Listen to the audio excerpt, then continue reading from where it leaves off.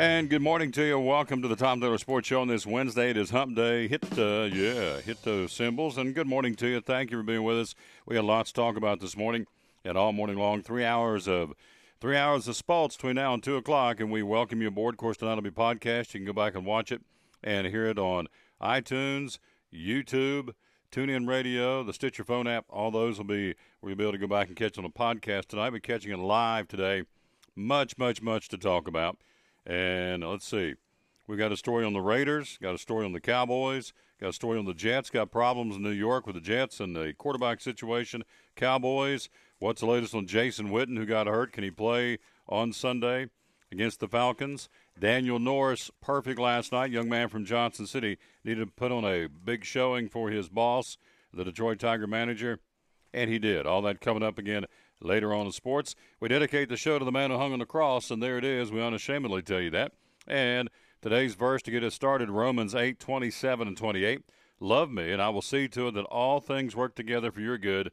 For I know the mind of my spirit. I am constantly interceding for you, or going to bat for you with the Father, for you according to my will. He is running interference for you and I. The Spirit is, Holy Spirit, and that is great. And that is, can't speak for you, but I can speak for me. I like it. So can we put this back up like this? Yeah, there we go, a little bit better. Good morning to you. We start our sports, of course, remembering a funny guy and a heck of a baseball player back in the day. The late Yogi Berra passed away this morning. He's now the late Yogi Berra, died at the age of 90. His family released a statement through the museum, the Yogi Berra Museum, saying that while they were mourning our father, grandfather, and great-grandfather, we know that he is at peace with Mom. We celebrate his remarkable life and are thankful he meant so much to so many. He will truly be missed. One of the greatest catchers of all time, Berra was a 3-time American League MVP. I didn't know that. He became at least as well known for his unusual sayings as his Hall of Fame career. 3 of them, of course, the more famous ones, it ain't over till it's over. Baseball was 90% mental, and the other half is physical. That's good. And when you come to a fork in the road, take it. There you go. 14 World Series for the Yankees. Yogi Berra, again, back in 1947 as his first. Won first of his 3 MVPs in 1951, 54, 55. 8-time, unbelievable, 18-time All-Star. Who played along Mickey Mantle and Whitey Ford and caught Don Larson's perfect game in 56. He went into the Baseball Hall of Fame and well-deserved in 1972. He remains the all-time leader among catchers in RBIs and is 4th in runs scored and home runs.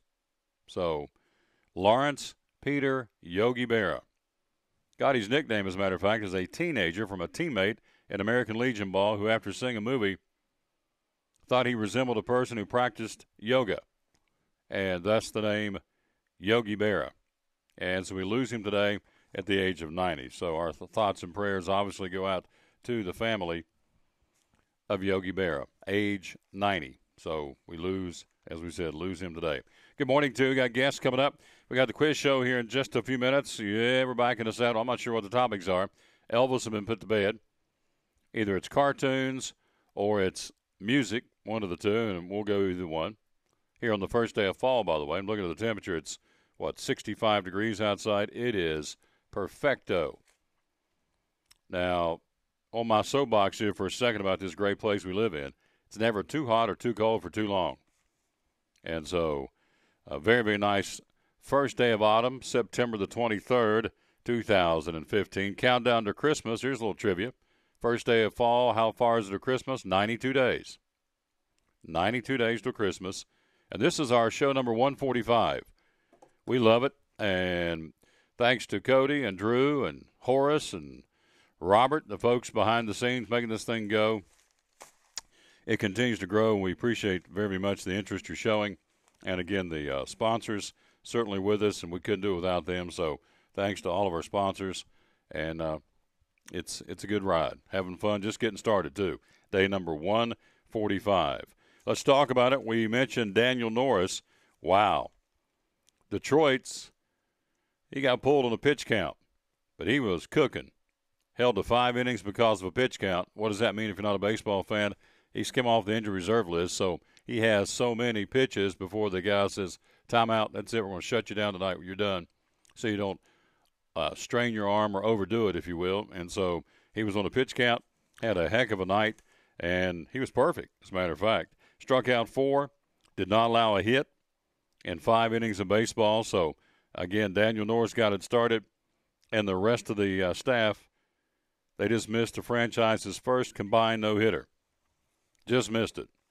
But, again, they went ahead and won 2-1 in the 10th inning over Chicago after Detroit lost what would have been the first combined no-hitter in franchise history. So, anyway, Daniel Norris, the starter last night, no decision, but man, oh man, was he pitching great. That was a nice performance last night by Daniel Norris. I was trying to see, let's see, did he get the win? He did not. 5 innings, hits, none, obviously runs none, walks none, and 4 strikeouts. And what was his pitch count? I want to say it was 53 or 63. I think that's what it was. So, anyway, Daniel Norris, whatever it was, he responded, answered the bell, and did a heck of a job. And so, kudos to Daniel Norris. Big showing for him. And that was something, of course, needed by him. He's kind of struggled off and on throughout the year. But, again, nice job done by Johnson City native Daniel Norris from Science Hill High School. Again, pitching in the bigs for the Detroit Tigers and had a heck of an outing last night. What else going on again? We got coming up, we have Danny Good, the athletic director from Daniel Boone High School. Going to do a little Daniel Boone fall sports promotion, what's going on with him, who's doing what, and how they're doing in fall sports at Daniel Boone. Daniel Manget will join us from Milligan College. Lots to talk about there. They got all kinds of cool things going on at Milligan College. We'll talk to him. Also, Rob Cole from Base Mountain Park, big road race going up there this weekend. And also, Michael White joins us, our weekly visit from the sports information director at East Tennessee State University. And so we'll have him on a little bit later on the show as well. So we're loaded and packed up and ready to go, having a big time. So we got the quiz show and Danny Good and Daniel Manget and Rob Cole and Michael White. So what is it, 5 guests we'll have between now and 2 o'clock this afternoon. Don't forget the coaches' shows will be out coming up with inside of an hour. Robert Kell does an outstanding job, our producer and director of said events, and he will have those ready to go at noon. Just go to TomTaylorSports.com and check out the Stacey Carter Show, the Graham Clark Show, and the Sean Whitten Show. Just go to all 3 of those. They are standalone shows. You can watch them. They're video and audio on demand. Watch them again. You can email them to somebody or call somebody up and say, hey, you can watch this at 2 o'clock in the morning or 2 o'clock in the afternoon. So check it out. Just go to TomTaylorSports.com. Coming up, we got stories on the Cowboys. Got stories on the Raiders. The Raiders. They're at it again. They've snubbed their nose in the National Football League. I love it. Said, up yours. We're not doing it. Oh, I love them. I got to fix the camera. This says Super Bowl champion on the screen. I got to tilt that in the next break. Kind of tweak that a little bit so you can see the greatest football franchise ever. Win, lose, or tie, or Raider till I die. And so the Raiders have snubbed the nose in the National Football League. We'll tell you about that coming up in a few minutes. Also, at the bottom of the hour, we've got the quiz show. And then Danny Good joins us at the top of the hour here, the athletic director from Daniel Boone. Cowboys, we told you yesterday that Jerry Jones all gaga about this young man who's going to be backing up Romo or taking over for Romo. Now he is his backup. Again, that would be Brandon Whedon. All about him. Well, that didn't last long because he goes out since yesterday and trades for Matt Cassel. Traded from the Vikings to the Bills in the offseason. Has been Tyrod Taylor's backup through the first 2 weeks of the season in Buffalo. So you look at Rex Ryan and going, okay, what are you thinking? Because you just traded your backup quarterback. What happens if your guy goes down? I guess there's somebody else in the stable, if you will, to take his place. But anyway, his backup quarterback is gone. They traded for a 2017 fifth-round draft pick. That's all the Bills got out of that. I don't get any money or not, but they got, as far as trades, only thing they got was a 2017 fifth-round draft pick for Matt Cassel. Cassel going from Buffalo to the Dallas Cowboys. Of course, 2 days after Romo fractured his left clavicle against the Eagles. He's going to be out for several months. Cassel, by the way, joins his 5th team after previous stops in New England, Kansas City, Minnesota, and Buffalo. He has started 72 games in 11 seasons and has thrown 96 touchdowns against 70 interceptions. So there you go. In his career, he's completed only not even 60% of his passes, so I don't know if it's just a warm body just in case, or they really expect to use this guy, but he hadn't set the woods on fire in his NFL career. But again, it's a body, and Matt Cassel will now back up Whedon in Dallas as they host Atlanta on Sunday. The other question was, is Jason Witten going to be able to go? Now, not only is this guy the all-time leading greatest tight end ever, in my opinion, in the National Football League, he hasn't missed a game in 12 years. Now, you see every Sunday the violence on that football field, and it's controlled violence, of course, but how big these guys are, how strong, how fast. And, a lot of guys will take a game off here and there with a bump or a bruise or a nick or a scrape or whatever. Jason Witten hadn't missed a Cowboys game in 12 years. He has played in 189 consecutive games. That is awesome. 133 starts in a row. This guy's a gladiator. He's a warrior. 189 consecutive games. He started 133 in a row. Now, you do the math, 16-game seasons. That's a long time. He has injured both ankles on the game or from the game on Sunday. And a knee. 13-year veteran. Witten officially is listed as day-to-day and may not get on the practice field this week, but a source close to the veteran tight end said, quote, he'll be ready and good to go on Sunday. He's got a backup tight end in Dallas. His name is Gavin Escobar. Said he was shocked to see Witten even come off the field on Sunday's game in Philadelphia, which he did 3 times in 85 plays against the Eagles because he was hurting. He's got 2 bum ankles and a bum knee. He said, I knew something was up with Witten. He's banged up, but he's tough. He's going to get as healthy as he can. Witten walked without a limp through the locker room yesterday, heading to the trainer's room, though both ankles are purple. Ugh. Anyway, Jeremy Mincey, the defensive end of the Cowboys, said, Witten is a certified war daddy. That's a great compliment.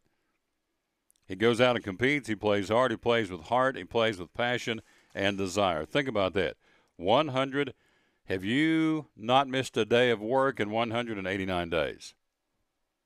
Have you not missed 133 starts in a row? Jason Witten is awesome. This guy is the deal. Anyway, he says, I'll be ready to go. Got 2 bum ankles and a knee, so I'll be there Sunday for the Cowboys hosting the Atlanta Falcons. Good morning to you. Tom Taylor Sports Show, some other NFL news. Again, Matt Cassel traded from Buffalo to the Cowboys for a 5th-round draft pick in 2017, which I'll have to go back and check the depth chart. I don't know who's going to be the backup now to Tyrod Taylor in Buffalo since you lose your backup guy Cassel to the Cowboys for a 5th-round draft pick in 2 years. It would appear, and again, his numbers aren't that great, but he is a capable quarterback to lead the football team in the event that Whedon goes down. But it would appear that the Cowboys pulled off a snooker here that Buffalo didn't get much for it, and they knew that Dallas needed him. So I don't know whether they just didn't want to or couldn't shake and bake a deal, but you would think the Bills would have gotten more than a 2017 5th-round pick for Matt Cassel, no matter how good or bad or how limited he is. Get only a 59% pass completion thrower in the NFL. But anyway, that's what they got. Cowboys would appear pulled off a steal to get this guy because they didn't give up a whole lot. A 5th-round pick in 2017. I don't know if there's any money exchanged or not. Usually there is, but if they don't name it, then it's not a whole lot. Tom Taylor Sports Show. Again, also we told you yesterday about Washington having a problem with Kirk Cousins and RG3. They don't even talk to each other. They won't stay in the same room. There's going to be problems right here. You mark it right here. September the 23rd, 2015. Circle the date. There's going to be problems in New York. Geno Smith, when he returns from his broken jaw, his starting job will not be waiting for him. Jets head coach Todd Bowles announcing that Ryan Fitzpatrick will remain the team's starting quarterback even after Smith has fully recovered from his injury that was suffered when my man sucker punched him last month, or actually sucker punched him, hit him in the jaw and broke his jaw. Ryan is our quarterback right now, Bowles said. We're going good. We have good chemistry right now, and Geno understands that. Does he? Here's the thing. Geno Smith is no longer the starting quarterback, not of his own doing. I mean, the guy came up and hit him just hauled off and gave him a hay baler in the locker room in practice back in preseason, broke his jaw. He has – it's not his fault. He was – the reason he got hit was his fault, but for a guy just come up and and give him a hay bale and break his jaw, that's not his fault. And he has echoed that same thought process earlier in the week when he said, I'm going to be a team player, but that job's really mine. It was mine, and due to some unfortunate circumstances, it's no longer mine because I got to sit out to my jaw mends and heals up. That football quarterback job is mine and the Jets. Bowles, the coaches, no, it's not. Fitzpatrick is the starter. The Jets are off to a 2-0 start.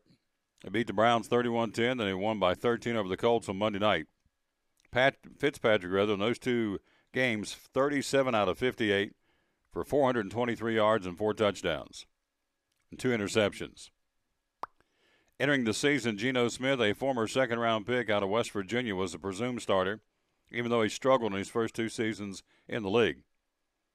Smith, only 24 years old, could have a future in the league. Meanwhile, Fitzpatrick, in his 11th season, is 32, which means that the Jets think Fitzpatrick, gives him a real shot to win now. So, anyway, that's the story out of New York. You wait and see. What is it? It's early here this morning. There'll be a backlash on that one because Geno Smith, he's already said, I'm getting – when I come back, it's not my job and, it's not of my doing. The other side of the coin is Fitzpatrick was asked to be put in that position. Was asked to be in that position given the fact that Geno Smith got hurt. And as a result of that, he's now the quarterback and he's producing. What I say, 37 out of 58 for 423 yards and 4 touchdowns. So, as old boy says in Dragnet, facts don't lie. Tom Taylor Sports Show, thanks for being with us. Again, we got coming up in a few minutes a quiz show. Also, Danny Good joins us later on, the athletic director from Daniel Boone, to give us a fall sports update from Danny.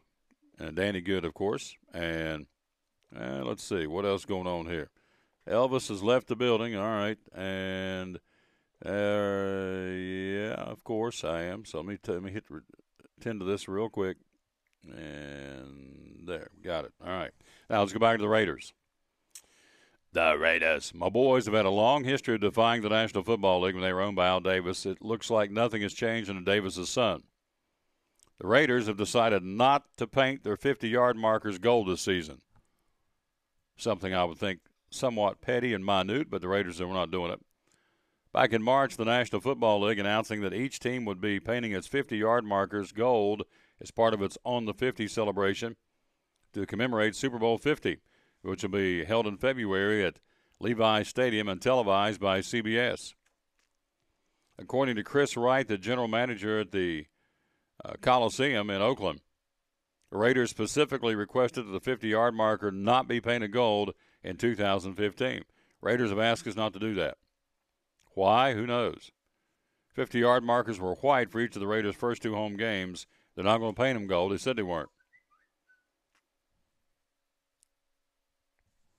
An NFL spokesman told the Sports Business Daily, which is the folks came out with this article, that the Raiders aren't defying anyone and the team is going to paint its 50-yard mark gold or 50-yard markers gold once the baseball field and the Oakland A's are done for their season. Raiders said, no, we're not. All right, so why would the Raiders do this? Of all things, why would you decide you're not going to paint your 50-yard marker? Who cares? Well, they care. Why are you going to paint it? Why are you not going to paint it gold like everybody else is? Everybody else says, okay, to commemorate the 50th anniversary of the league, yeah, we'll do it. Raiders said, we're not. 2 theories. Number one, they don't think they have any chance of getting to the Super Bowl. So why take the time to paint some giant gold numbers to honor Super Bowl 50? That would be one thought process. Number 2, and more likely the reason, right across the bay is what team? The San Francisco 49ers, who they hate. They just don't like each other at all. And they're after each other all the time, even when they don't play each other in the offseason and during the season. The Raiders and the 49ers can't stand each other. What is one of the colors of the 49ers? Gold. So that may be it.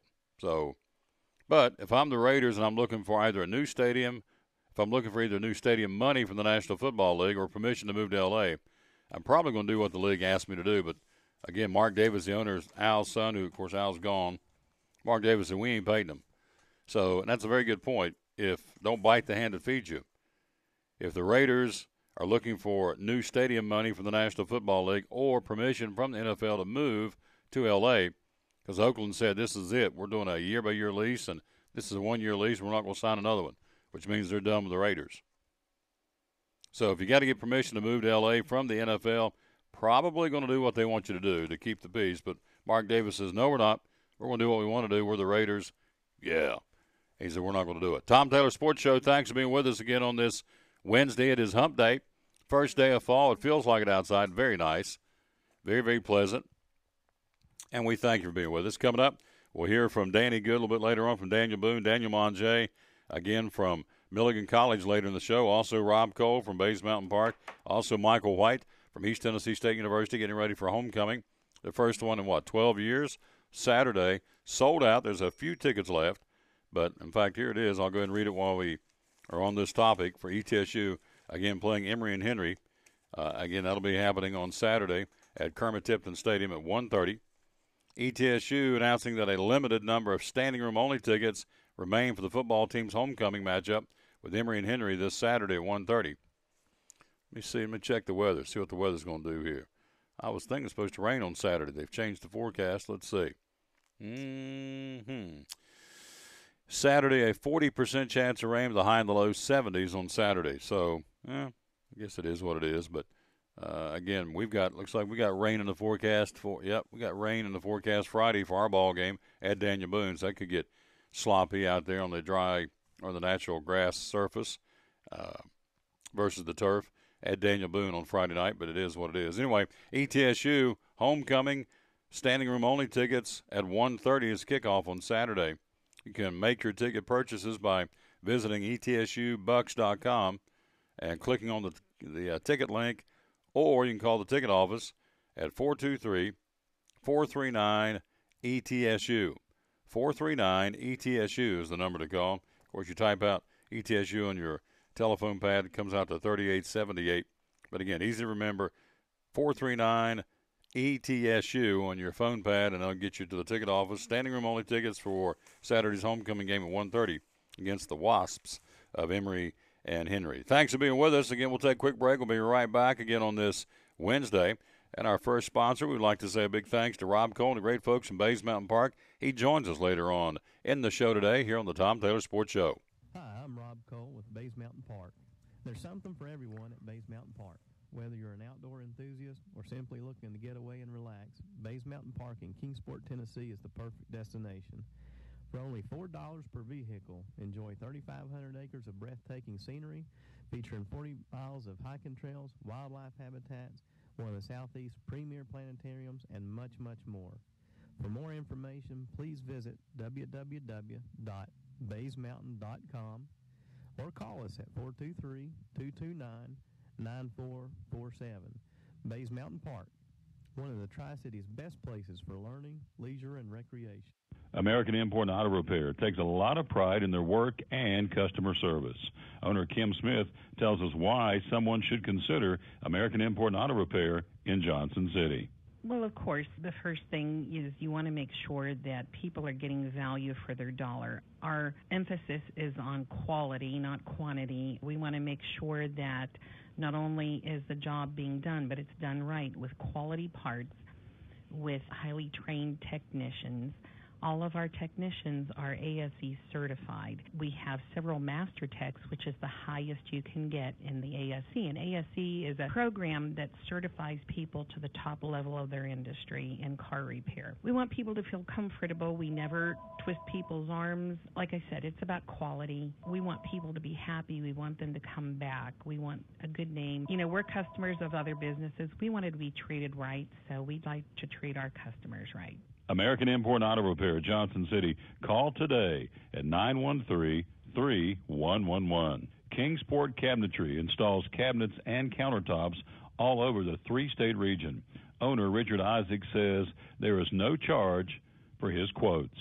All of our quotes and drawings are free. I know a lot of the national chains, big box stores and stuff, and I understand they have to charge a price to come out and measure and do a quote, but here at Kingsport Cabinetry, we do all that for free in hopes that our service is good enough. I always tell people this, Tom. I say, you can go anywhere in this town and get a product like I have, but find somebody you're comfortable working with. you're not comfortable working with me, find somebody you are comfortable working with. But I can guarantee you we'll give you the service. We have a full shop back here that we do custom work, and I'll just move on a little bit. We get into commercial work. We do a lot of commercial work, a lot of healthcare, a lot of restaurants, banks, schools, things like that too. Kingsport Cabinetry. Call Richard Isaacs today at 247-6134. If you're catching some waves or just playing in the yard, it is important to protect yourself. You may not feel the sun's heat, but UV rays can still damage your skin even in cloudy weather. Blue Lizard Sunscreen, recommended by pharmacists and dermatologists nationwide. Our SPF 30-plus formulations use only the highest quality ingredients for broad spectrum protection. As a reminder to protect yourself, our bottle turns blue when UV light is present. Blue Lizard, we've got you covered.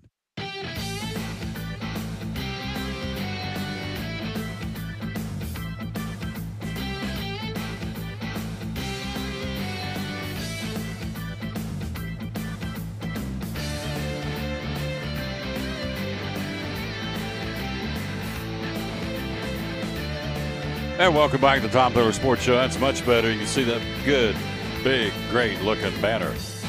The Raiders. You got it. The Oakland Raiders, again, the banner, and I got the full picture back behind us. Thanks for being with us again. We don't open up the phones per se, but if you want to talk sports about anything on your mind today, you can do it, and we would love to hear from you. That phone number is 262-8555. What do you got on your brain? We're not going to sit here and live and die by the phone, but if you want to talk sports, I'll keep an eye on the button. If you want to talk, we'll allow you to call and talk a little sports and whatever's on your mind this morning. Again, 262-8555. You want to weigh in on something? Again, we are remembering the late Yogi Berra, passed away this morning at the age of 90. Man, I was reading this guy's numbers during the break. It's pretty impressive. I didn't realize, a lot of folks, me included, I remember him barely when I was a kid. He was kind of in the twilight of his career when I was a little young man, but some of the numbers he's put up is pretty impressive. 14 World Series, 3-time MVP. I did not know that. 18-time All-Star. Played alongside Mickey Mantle and Whitey Ford. I knew that. Caught Don Larson's perfect game in the 56 series. Didn't know that. Not a big Yankees fan, but I didn't know any of those numbers. It's pretty impressive. He managed the majors, compiling a 50% winning percentage in 7 seasons. The Yankees and the New York Mets. He managed both teams to the World Series. I mean, this guy just knew baseball, knew how to handle people, and he joined and became a New York Yankee and one of the all-time great Yankees, obviously. Yogi Berra, again, gone today at the age of 90. 3-time American League MVP. He was enshrined into Cooperstown many years ago and well-deserved all the way back to 1972. Life has its twists and turns, and never more evident than, again, losing today Yogi Berra, which makes it hard to predict your financial needs. You want to talk about savings, the future becomes much clearer. At Wells Fargo Advisors, they believe conversation leads to financial clarity. It's true. Sit down and kind of figure things out. So start a conversation today with Jeff Bedford at 765-1000. New location for Jeff, again, at the corner of Center and Shelby Streets in downtown Kingsport. Wells Fargo Advisors, together will go far, and it's Wells Fargo Advisors Financial Network, LLC member, SIPC. But again, call Jeff Bedford. Again, it's 765-1000, a great guy, and he's one of the fearsome foursome, as we call him. They're at the complex of the Center Street Wealth Management Group, along with Bedford is Natalie Wells and Tim Colvin, and, of course, our buddy Greg Taylor. So a good bunch of folks there, and them's good peeps, and we appreciate them so very much. What else happening in sports? Again, more NFL news before we switch gears. Kirk Cousins driven to prove he's worthy of being Washington's #1 quarterback. I didn't get it, I earned it, he said. After winning the starting job from Robert Griffin III last month, Cousins shook off a Week 1 defeat to lead the offense to a 24-10 win over the Rams on Sunday. Cousins 23 out of 27. For 203 yards passing and a 4-yard touchdown. So, pretty impressive for a guy that's trying to earn a starting spot. Apparently, he's done that. I mean, 23 out of 27 in the NFL for 203 yards and a touchdown pass. Pretty good day at the office, they say. So, Cousins struggled in the opener, but came on strong or stronger against the who'd they play? Rams, St. Louis Rams. Got the Giants this weekend inside the division, so that should be a good battle. And so Kirk Cousins says, I'm the man, should be the man, I'm going to be the man. And I am the man until further notice, and that's what they said again in Washington, too, said he is our man. What else going on in sports? In volleyball, let's take a look there. High school volleyball, it was Tennessee High wrapping up the Big 7 championship regular season with a 3-1 win over Science Hill. Beat the Lady Hilltoppers 20-25. Then they won in order 25-20, 25-23. Then they went into overtime and they won it, extended the match into 28-26. But Lady Vikings again win it, and they have now wrapped up the Big 7 Conference volleyball title with that big win over Science Hill last night. Also in volleyball, Dobbins-Bennett scored a win over Crockett. Providence Academy defeated Kachia in volleyball Tuesday as well. So Lady Knights are 19-4 on the season. So a good run last night for Providence, and also for, as we said, Dobbins-Bennett and Tennessee High winning their volleyball matches or volleyball games to, again, put themselves in the position, Tennessee High, to win the conference championship for 2000, regular season, of course, for 2015. May we? Yes, we may. Young lady's ready to go. She has cleared her throat. We're going to turn her loose. Again, representing the greatest country in the world, here is Taylor Geese Sanders singing your Need a Shot of Patriotism in this country. Here's your national anthem on Tom Taylor Sports Show. Oh, say, can you see by the dawn's early light what so proudly we hailed at the twilight's last gleaming, whose broad stripes and bright stars through the perilous fight o'er the ramparts we watched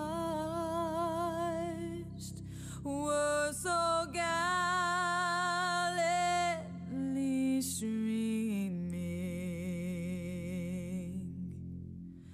and the rocket's red glare,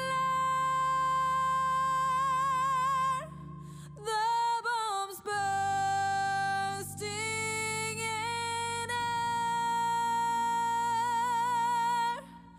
gave proof through the night that our flag was still there. Oh, say does that star-spangled banner yet wave o'er the land of the free and the home of the brave? USA, USA, USA. Good job, Taylor Geese Sanders, formerly of Kingsport, now in Nashville, Tennessee. You can go on the web and check her out at Taylor X. And let's see, just another day. Okay, I got you. So trying to make contact with my man, Tommy Weinmann, ready for the quiz show. Hey, it's the Tom Taylor Sports Show. Thanks for being with us again. Very easy to find us, TomTaylorSports.com. We are 23 minutes away from rolling out this new edition this week, the latest edition of the Coaches Shows. We go out and pre-tape our Coaches Shows every week, brought to you by Champion Chevrolet and also Blue Lizard, among others, and do a great job, and Chick-fil-A, and we thank them very, very much for that. And so coming up in about 23 minutes, this week's version of the Stacey Carter Coaches Show. What's he saying about Maryville and what's he saying about Daniel Boone Friday night? You can find out as we hosted that show, again, at Science Hill. Same with the Dobbins Minute Coaches Show. Met with Coach Graham Clark, and, man, what a game against a very good Hardin Valley football team. And so you see some highlights in all these coaches' shows. They describe the plays and the highlights. And, of course, we talk about the next round of opposition. Friday night for Science Hill, of course, will be Daniel Boone. Dobbins Minute off this week, but they will play next Thursday night on October the 1st? October the 1st to go to Maryville to battle the Rebels. So they're off this weekend, are the Indians. And, of course, Sean Whitten and the Elizabethton Cyclones, maybe one of the best games of the night this weekend, as Elizabethton travels to the Stone Castle to battle the Tennessee High Vikings. So, for my money, that could be a heck of a football game. They got some Hunter Tyree, who is just on fire as the quarterback for Elizabethton. Also, Whitehead, a great linebacker for the Cyclones. And they got a whole bunch of thoroughbreds over there. He turns them loose every Friday night. And, of course, the Tennessee High, they're big, they're physical, and they're big running back, Sir Schuff. And S-I-R, Sir, like you would think, and Schuff is S-H-U-F-F. And so Sir Schuff is their big running back for the Tennessee High Vikings of Coach Mays. So that ought to be a good one. But anyway, Sean Whitten will talk about last week's win over Unicoi County, show some highlights, and he'll talk about that. Then also he will preview Friday night's game, as we said, with the Tennessee High Vikings. And Stacy, Coach Carter does the same thing with Daniel Boone on Friday night. Again, Graham Clark, Dobbins Minute off this weekend. They got their open date for the season. And then, of course, as we said, Sean Whitten and his comments and thoughts about his football team and those fans. And we've got a bunch of them that have clicked on. And we thank you so very, very much for all three of the coaches' shows and the popularity that's growing. And so Elizabethton's got a tough task on Friday night going to the Stone Castle to battle the Tennessee High Vikings. So anyway, all three of those are on coming up in about 21 minutes.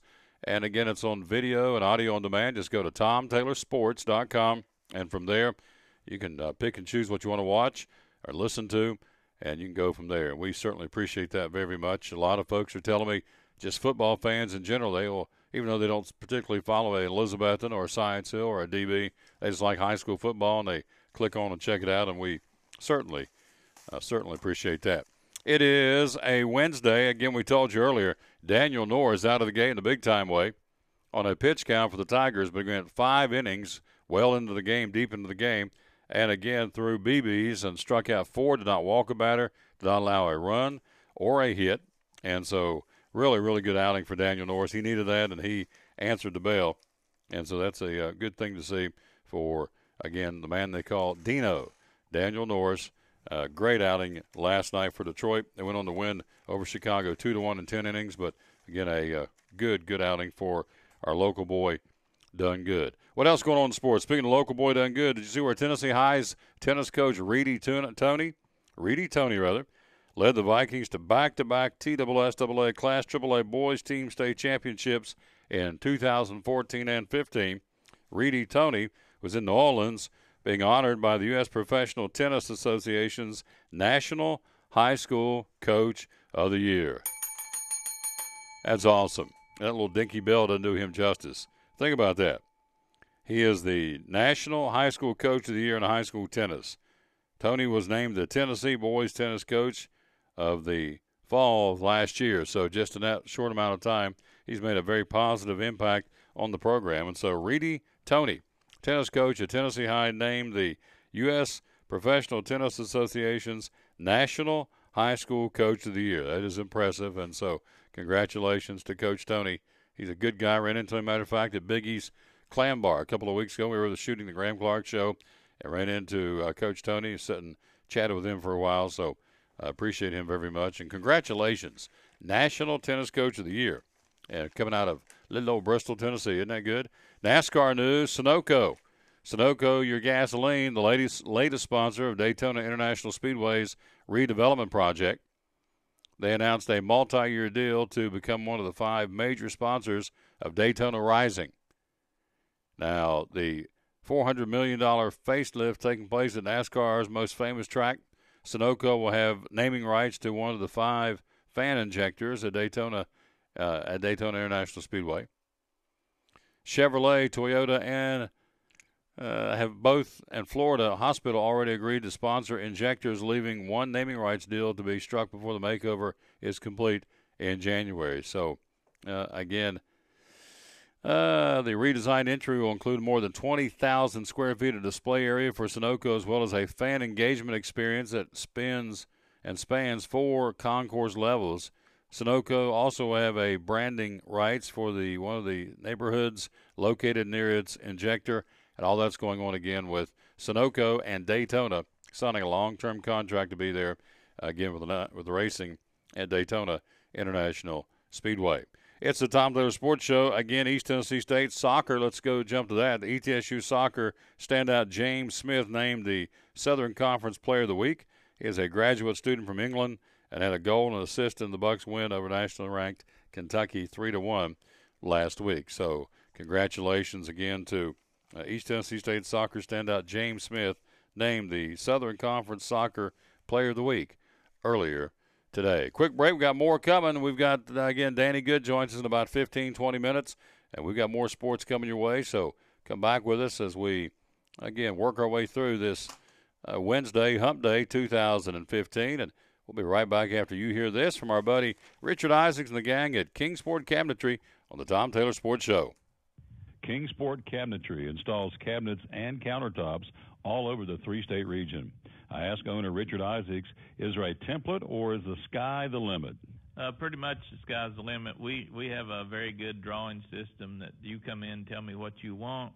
If you have a set of house plans that you're working with, you're building a new house, we can take it off the house plans, we can draw it up, do you 3D drawings where you can see exactly where all the doors, the drawers, the color of the cabinets, kind of get close to the color of the countertops in your drawings, go over that with you, then you can say, well, Richard, let's change this. I'd rather for that door to open the other way, or I want that cabinet to be bigger, that cabinet to be smaller.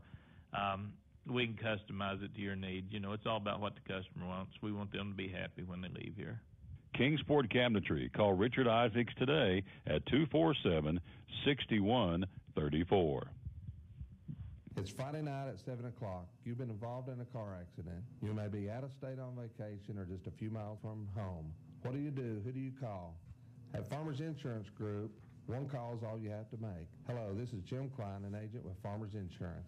It's called One and Done.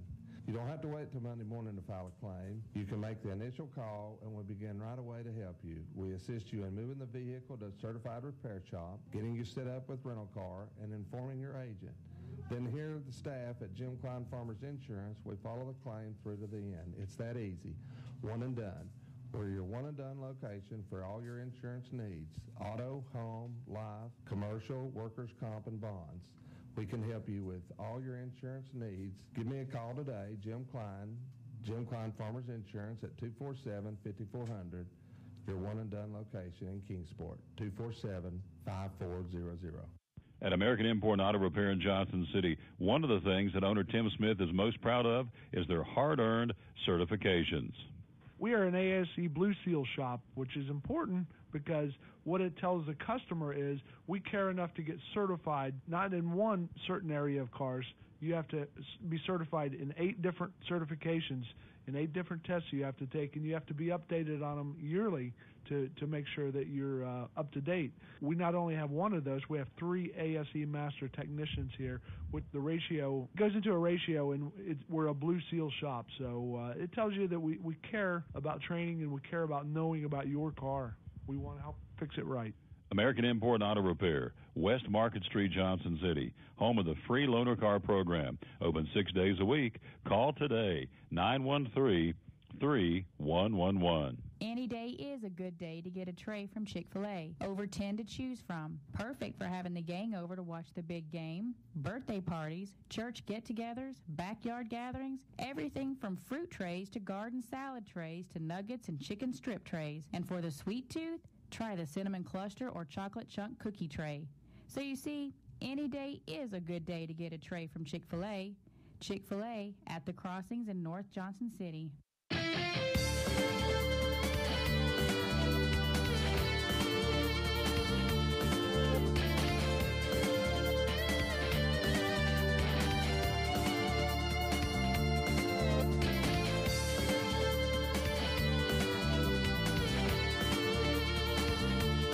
Back on the Tom Taylor Sports Show again on this Wednesday, hump day, first day of fall 2015. Nice out there. What's it? What I say was 70? It is currently 69 degrees and sunshine. Beautiful, beautiful early fall, and leaves are starting to turn. Now, here's one for you. And this question posed to me last night by one of the little people, and asked me, and I didn't have the answer. Maybe you do. You can text me or call me and tell me, because I don't have this answer. It was a very good question. Leaves are starting to turn. Why do they turn to the top of the tree and go down? Well, I have no clue, but it's a good question. But if you'll notice, the trees are starting to turn, and most of them, not all of them, a lot of them start at the top, and the color of the leaves come down. So my 50-cent answer to try and appease these little people was to tell them that the chlorophyll, the higher up it is, the altitude is cooler or colder or cooler at night. And so the chlorophyll in those leaves will stop quicker making chlorophyll, and therefore that's what keeps the leaves from turning green. And so the higher you go, the cooler it is. Well, I thought the heat rises. Well, it does, but just stay with me on this. I get 50 questions all the time. So that was my 50-cent answer, and I don't know if it's right, but it sounded good, I guess. But anyway, it is interesting the trees do, or at least the ones I was watching after they asked me about that. I've been watching them now, and sure enough, they're beginning to turn at the top and come down. So I think we'll find out from Crum tomorrow. I think the peak season this season is going to be in the first or second week of October here in the region. But, again, some more cool nights coming, and that's good. It really feels good out there. Harken back to those 95 and 96-degree temperatures day after day with no rain and a lot of humidity this summer. So a little cooler for a lot of us, I think, is better. Not everybody, because it also brings allergies out this time of year too. But I know October is a bad allergy month for a lot of folks. So, and September. But again, just enjoying the natural beauty. Here's what I would recommend if you got the time, or make the time here in the next couple of weeks before the leaves do all come off, because you don't know with the dry weather and this wind. We're supposed to get some rain this weekend, and a lot of the leaves will fly off. And yes, it's not sports, but just jump in the car or your vehicle and take a drive. 15, 20 minutes. Just go out in the country.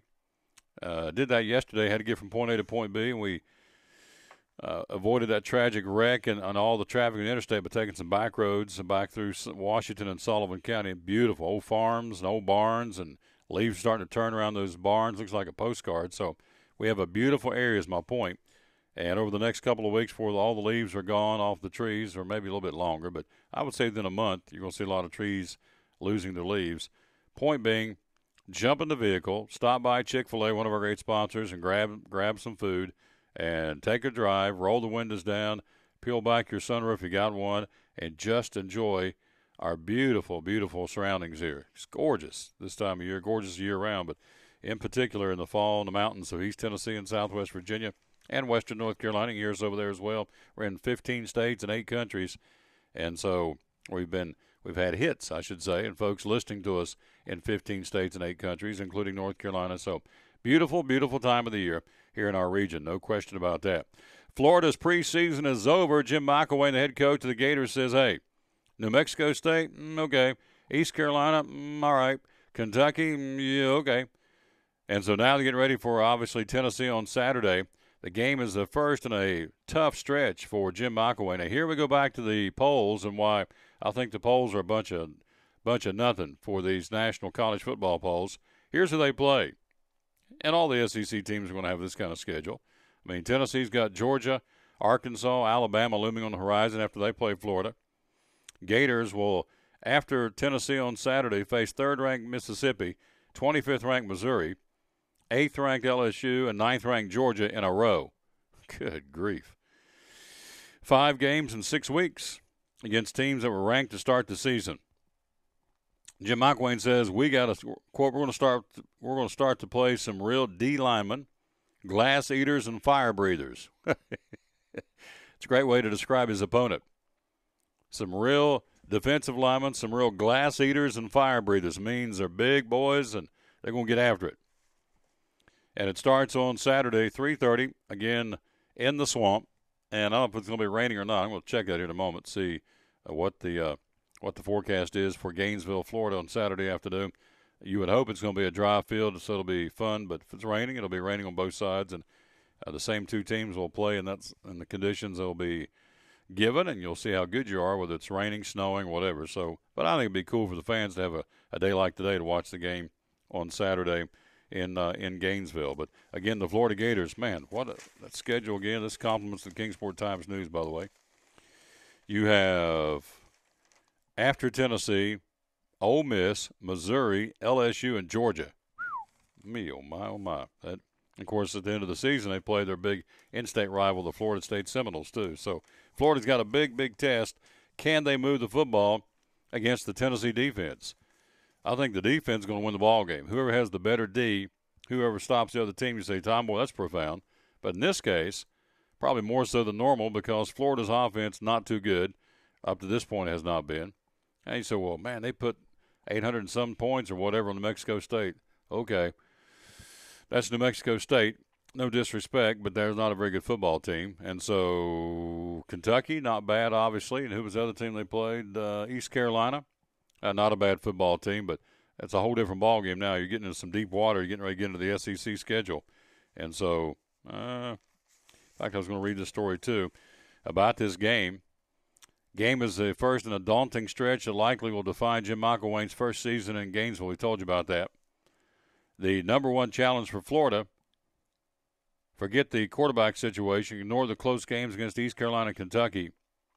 Florida's main concern over the summer remains the team's biggest issue heading into the regular season, an unproven offensive line that features three sophomores who had never started a game before this season. So there you go. There's Tennessee's defense. Can they stop and get through to the quarterback? They have three sophomores who had never started a game before this season, a graduate transfer from Fordham University, and a fifth-year senior with a recurring shoulder injury for the Florida Gators. So their offensive line is shaky at best. Here's the numbers to prove it. Quarterback Will Greer, who started over Treon Harris and played the entire game, was hit. He was hit by the defenders on more than half of his 34 passes. Good grief. So he got hit 17, 18 times in the ball game. Greer, 13 out of 22 for 125 yards with an INT. So, anyway, ground game was the best Florida had at Kentucky since running backs Kelvin Taylor and Jordan Cronkrite averaged less than 3 yards a carry. So Greer had 12 carries for 61 yards and a touchdown. This guy's pretty mobile, pretty agile, and obviously a pretty good runner. So the key to this game is can the offensive line, and the same thing holds true for Tennessee. Their offensive line's a little shaky with the injuries they had in preseason, the fall camp. So can the defense of Florida penetrate and put some pressure on Dobbs? If they do, the Vols are in trouble, unless he can figure out how to dump passes and make him honor the outside pass, which he certainly can do. But they always seem to rise to the occasion. They do rise to the occasion, the Gators and the Volunteers. And, of course, as you know, the string by now and the streak, as they say. But the players keep saying we're not talking about the streak. Well, it's there. You got to reference it. 11 years you've lost to this same football team. But, again, I think for my money, the game be decided by the two defensive lines. If Florida's can get in the backfield and wreak havoc with Dobbs, they're in trouble. And if the Tennessee defensive line can get through these three sophomores, is fairly, although this is getting ready to be what, game number 4, so they've had 3 under their belt. But if the Tennessee line can penetrate against the offensive line of Florida, I think it's Katie Bar at the door. So the key to the football game for me is the defensive lines. Can they get penetration against the opposing offensive line? And that's no magic crystal ball. That's pretty basic football. But it's always, you can say what you want, it's always settled in the trenches with these guys, with the Hogs. And say, well, the great running backs, yeah, they're great, but they can't run the ball if there's no holes up front. Great quarterback sits back and picks you apart, and he does. Ask Tom Brady, ask anybody in the pros, ask any college coach that's worth his medal, will say, and if he doesn't, he's lying, I'm as only as good as those guys up front blocking for me. So at the end of the day, it always comes down to blocking and tackling, and it always comes down to the front wall.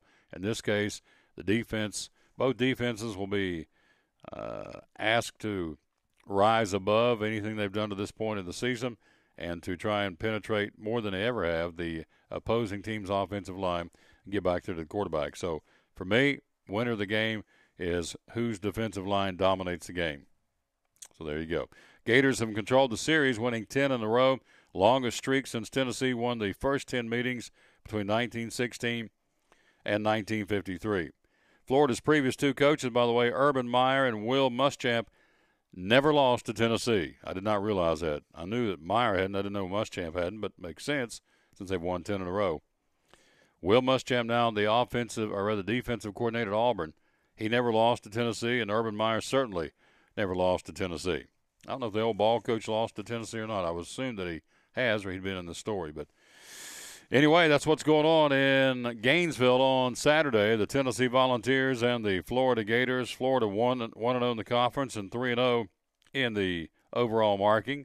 Volunteers 2-1. This is their SEC opener, so should be a good one coming up again on Saturday. We'll take a quick break. Come right back. Our first guest ready to go. He is the athletic director at Daniel Boone High School, our buddy Danny Good.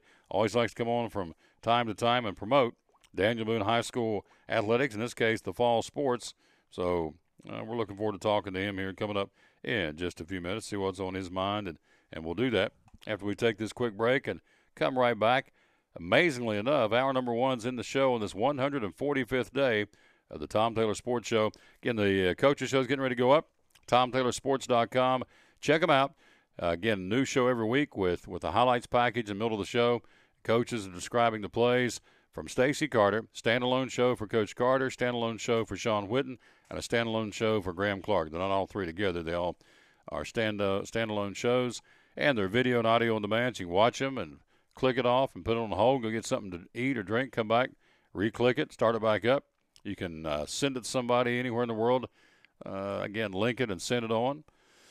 And, of course, as we said, it's video and audio on demand, so it's not like you got to be sitting somewhere at a certain time. You can watch them at 2 in the afternoon or 2 in the morning. It matters not. So, anyway, all three coaches' shows are there at TomTaylorSports.com. Stacy Carter, Sean Whitten, and Graham Clark. Quick break. We'll be right back. Danny Brown joins us. Not Danny Brown. That's the lead singer of Molly Hatchet. Danny Good will join us, the athletic director from Daniel Boone High School, is scheduled to join us coming up next. Hour number one of the books on the Tom Taylor Sports Show. At American Import and Auto Repair in Johnson City, one of the 8 areas of your vehicle that takes constant continuing education is the air conditioner on your vehicle. Well, you would think that AC would be a simple one, but it's getting to be a lot bigger than just AC. It's the management of the system, not just AC, but heat and everything. It's a lot more computer controlled than it used to be. It used to be just a little button on the dash that you pushed. Now there's all kinds of electronics involved in that. Braking systems, it used to be fairly simple. Now some of the newer vehicles, you have to have a computer to actually operate the braking system to make sure that it's okay after you've worked on it. Computer controlled of the engine is becoming very important. There's a lot to that. Each one of these areas, the technology is just tripled and quadrupled in the last few years. It's hard to keep up. You really need to stay in the books and know what's going on with them. American Import and Auto Repair, Johnson City, open 6 days a week. Call today at 913-3111. It's Friday night at 7 o'clock. You've been involved in a car accident. You may be out of state on vacation or just a few miles from home. What do you do? Who do you call? At Farmers Insurance Group, one call is all you have to make. Hello, this is Jim Klein, an agent with Farmers Insurance. It's called One and Done. You don't have to wait till Monday morning to file a claim. You can make the initial call, and we'll begin right away to help you. We assist you in moving the vehicle to a certified repair shop, getting you set up with rental car, and informing your agent. Then here at the staff at Jim Klein Farmers Insurance, we follow the claim through to the end. It's that easy. One and Done. We're your one and done location for all your insurance needs. Auto, home, life, commercial, workers' comp, and bonds. We can help you with all your insurance needs. Give me a call today, Jim Klein Farmers Insurance at 247-5400, your one and done location in Kingsport, 247-5400. Kingsport Cabinetry installs cabinets and countertops all over the 3-state region. Owner Richard Isaac says there is no charge for his quotes. All of our quotes and drawings are free. I know a lot of the national chains, big box stores and stuff, and I understand they have to charge a price to come out and measure and do a quote, but But here at Kingsport Cabinetry, we do all that for free in hopes that our service is good enough. I always tell people this, Tom. I say, you can go anywhere in this town and get a product like I have, but find somebody you're comfortable working with. If you're not comfortable working with me, find somebody you are comfortable working with. But I can guarantee you we'll give you the service. We have a full shop back here that we do custom work, and I'll just move on a little bit. We get into commercial work. We do a lot of commercial work, a lot of health care, a lot of restaurants, banks, schools, things like that too. Kingsport Cabinetry. Call Richard Isaacs today at 247-6134. Blue Lizard Australian sunscreen originated in Australia, where sunscreen standards are the strictest in the world. Although our products are now manufactured here in the U.S., we continue to adhere to the most stringent Australian standards to offer the best in broad-spectrum sun protection. Blue Lizard, the brand most recommended by pediatricians and dermatologists. Our smart bottle turns blue in the presence of UV rays, reminding you to cover up. You bring the sun, Blue Lizard brings the magic.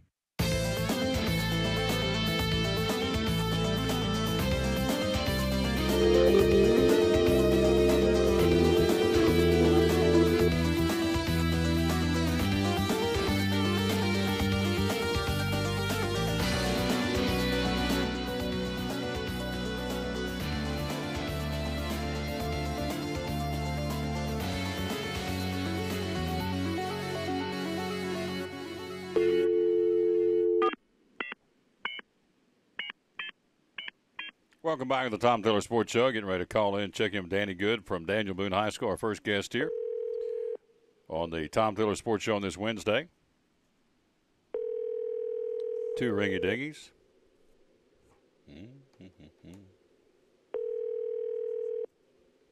Hello. There he is, Danny Good on the Tom Taylor Sports Show on day number 145 of our show. Good afternoon, sir. How you doing? Doing great. How are you doing, buddy? Just fine. Thank you for taking the time. Again, we're talking to Danny Good, the athletic director Daniel Boone. Always takes every chance to promote his kids and his fall program. So let's talk about it. Let's start with your football team. And it's having a tough year for Coach Jenkins, but they're one game away from turning things around and kind of talk about the football team to get it started. Yeah, that has been a tough year for us. I think as far as maybe yardage and points, we may be leading East Tennessee in defense.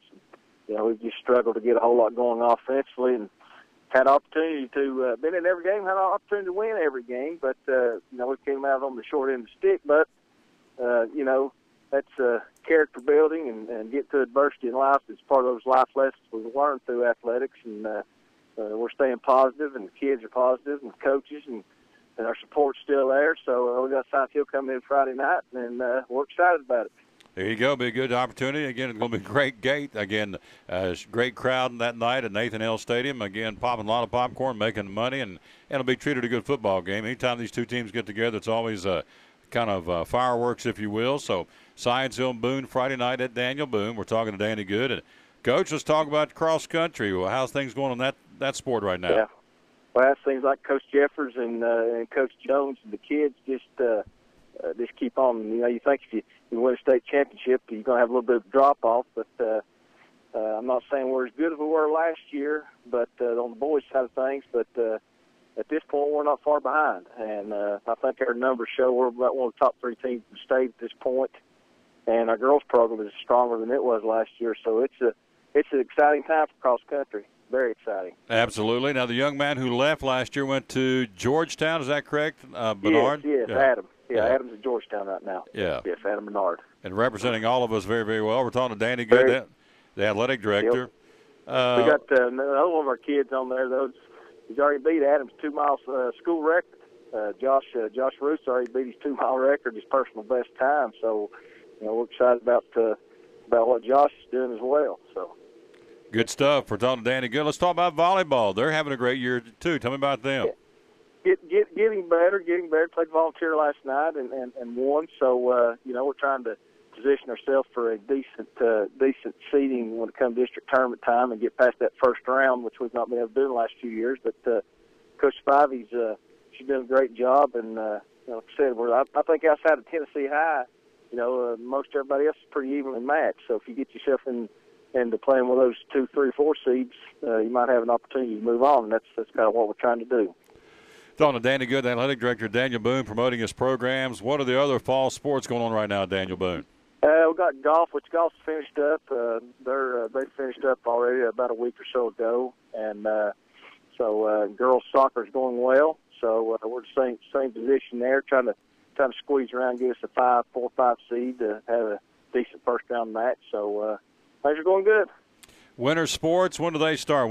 Can they officially start practice? Basketball? And... be November, 1st of November. Yes, yeah. Start then. So we're those guys are working as we speak, strength and conditioning. Of course, they can't do any practicing or anything right now, but they're working out on their own outside of strength and conditioning, just open gym, open facilities. And, we got baseball kids are doing the same thing. Softball kids are doing the same thing. So weather's been beautiful. So just about every sport we have right now is doing something, whether they're in season or whether they're working out. So busy time. Absolutely. It's a great time. And, of course, Friday night, even though you're 0-4, you'll have a big house out there because Science Hill's coming. So Daniel Boone's fan base continues to travel well despite having a tough season, right? Yes, yeah. We've got a good fan base, and our fans seeing the same thing that our coaches and kids are seeing. We're right there, and nobody's giving up on anybody. We're going to keep plugging right along, and I think we'll be fine. Tough schedule. Hey, it's success brings that, and as you well know, when you have success, it's hard to schedule. It's hard to get a schedule without tough competition. And Johnson City's one of the better programs in the area for sure, and that's a non-conference game for us. So we chose to continue to play good competition, and so that's where we're at. All right, we'll see if I can get this right. You lost by 7 to Sullivan South. You lost by 2 to Cherokee. You lost by a touchdown to Tennessee High. And you lost by, 2 touchdowns to Elizabethton. So y'all been in every ball game, and so yeah. Those first 2 there, we had the ball in the last minute or so of the game, and with opportunities within the red zone, actually 2 drop balls for a 2-point conversion to tie Cherokee and for a touchdown to tie South. And then the Tennessee High last week, we go up on them the third quarter, turn around, kick off, and they run it back. So, and that was all the scoring in the game there was. So, like I said, it was we held them to no touchdowns as far as their first string offense is concerned. So we're right there. We're right there, and we're going to keep working. We're not going anywhere. I love it. We ain't going anywhere. We're going to be right there. And so, hey, I look forward to seeing you Friday night. Thank you for your time, and thanks for promoting your kids, and I'll see you Friday night, all right? All right, thank you. Yeah, good man right there. Danny Good, the athletic director from Daniel Boone High School, always wants to promote his kids, and I appreciate him very, very much. And, again, it is a very, very good football team, and it's a dangerous football team. Let's see here. I was looking at them last night trying to get ready for the broadcast, and, you look at here's 6'2", 200, 6'2", 255, 6'2", 240, 6'4", 285, 6'3", 290, 6 foot 275. These are the linemen for Daniel Boone. Of course, the guy makes it go is number 23. He is a third-year starter at the quarterback spot, and he is a dandy. Gabe Sanders, the starting quarterback for the Daniel Boone Trailblazers. So, again, you know this if you follow sports, and if you're listening to the show, you obviously are a sports fan. When you're 0-4 and you got your big rival coming to town, I think the only other rival maybe bigger for Daniel Boone would be Crockett in the Musket Bowl. So when Johnson City or the city comes to town on your field on a Friday night at your place, and just, anything can happen. You're 0-4, and what a turnaround game that could be for the Daniel Boone Trailblazers. On the flip side, you've got Science Hill coming off that loss to Maryville and got them pretty good, 52-17. Lose your quarterback, so there's some, I wouldn't say uneasiness, because in the second half, Science Hill played them toe-to-toe, 14-14 did Maryville, but again lost at 52-17 in the end result. However, you've got a new quarterback, Bedard, I would think, and everything I keep hearing out of the Hilltopper camp, he's not going to play. They're going to hold him back a week, and not Coach Carter as much as the medical staff, just going to double-check just to make sure. And that's not been confirmed, but that's the way things are kind of headed that he's going to set this one out Friday night. So if that, in fact, is the case, and we won't know till we get there, but if I was a betting man going to Vegas, and I'm not, I would bet he won't play. But be that as it may, you got two guys, Ben Wooten and Jalen Adams, who saw time last Friday night against Maryville. So there's a platooning quarterback situation there, again, for Science Hill. The fact that you're coming off this tough loss, psychologically, can you get back up and get ready to go and finish out the season after getting beat pretty good by Maryville? So there's some question marks in the Hilltopper camp, and there's certainly some question marks in the Boone camp. So should be a good one Friday night. Crowd will be there. Get there early. We're going to air the broadcast at 7 o'clock and kickoff at 7:30. The pregame brought to you by Blue Lizard Australian Sunscreen. Not even close. Trying to do that English accent. Didn't do it. Anyway, Blue Lizard Australian Sunscreen, 7 o'clock Friday night. The pregame and kickoff at 7:30. Cody Helton, Kevin Harmon, yours truly will be there. Horace is out of town on assignment. Robert's out of town on assignment. And Don's out of town on assignment. So Cody will give me the color, and we'll do Kevin Harmon with the stats. And it's a three-man crew, and we'll bring it to you best we can. Got some of the horses not in the barn with you. It's not going to be the same, but we'll do the best we can and truck on Friday night. Should be a great one. Again, give us a listen, livestream.com, and again, go to Tom Taylor Sports or Tom Taylor Productions, either or, and we'll be there ready to go on Friday night with the broadcast. Again, the Hilltoppers still in the top 10 of the state, number 9 now in the state of Tennessee. Interestingly enough, out of the Big East Conference, 4 of the top 10 teams in the state in 6A football are coming out of the Big East this week. Number 1, Maryville. Number 6, Dobbins-Bennett. Number 9, Science Hill. And number 10, Bradley Central. So that tells you a lot about the Big East Conference. And there's a lot of football left for all the teams in that conference and for all the other conferences as well, because this is the final non-conference week of the season. Everything from here on in, as we've reached the halfway point of the season, everything else from here on in will be of conference variety. Now, Science Hill has not yet met the halfway point of their season because we started late. But again, Boone, everybody else has started in the August 21st date, race weekend. Everybody played. At this point, they are reaching the halfway point of the season. It's hard to believe. I say this every year. You come out of spring practice and, you hit the end of school and June's vacation month, and then you come back. And for me, when Fun Fest kicks in and Kingsport, that kind of gets me thinking football. And then, boom, you look up, fall practice starts, and here we are. Now we're, for most of the teams in the area, at the halfway point of the season come Friday night. It's really hard to believe. And as you heard Coach or Danny Good say, basketball cranks up very, very soon. So they'll get going, what do you say, end of October, early November? No. November they start the season. They get started, I think, mid-October. About another 30 or 40 days, they'll start officially basketball practice and the winter sports in our high schools. So pretty neat stuff. It never stops. Again, as my father used to say, the dust never settles. And so there's always something. And the other one of his sayings was, some days you get the peanuts and some days you get the shells. And he was right. Of course, my favorite is saying, heard him say it, and a dear friend of mine, Don McCann from Bible Baptist Church in Kingsport, one of those good old country preachers that shucks the corn when he gets up there and doesn't pull any punches, said this in a sermon about, 10, 11 years ago. I have never forgot it, and it's true. It is true. When you get around people, what is down in the well comes up in the bucket every time. I've said this to a couple of places where I've taught some Sunday school classes and what have you, and a lot of these, particularly young kids, they don't know what a well is because, wells aren't around much anymore. But the old well with the bucket, drop it down in there, and you wheel it up, and you don't know whether it's going to have spiders in it or clean water or water with algae on it or water with grasshoppers in it or lizards. You don't know. When you go, what's down in the well comes up in the bucket. And the same with people. What's down in this well, your heart, you're around them long enough, you'll see them and find out they are who they are, and you'll see them for what they are and who they are. So I don't know how I got on that, but for what's down in the well is down in the what is down in the well comes up in the bucket every time, and that is true. It is a Wednesday. Again, this is our 145th day together. We appreciate that very much. Coming up at the bottom of the hour, Daniel Manget joins us from Milligan College, the land of the Buffaloes. They got a big award. Now, before we get into it, our visit with him coming up in a few minutes. You got wins, you get losses, you get conference championships, but the award they got, to me, is the most prestigious thing you can get as an athletic department, and they got it and earned it, and we'll tell you about that coming up here in a little while.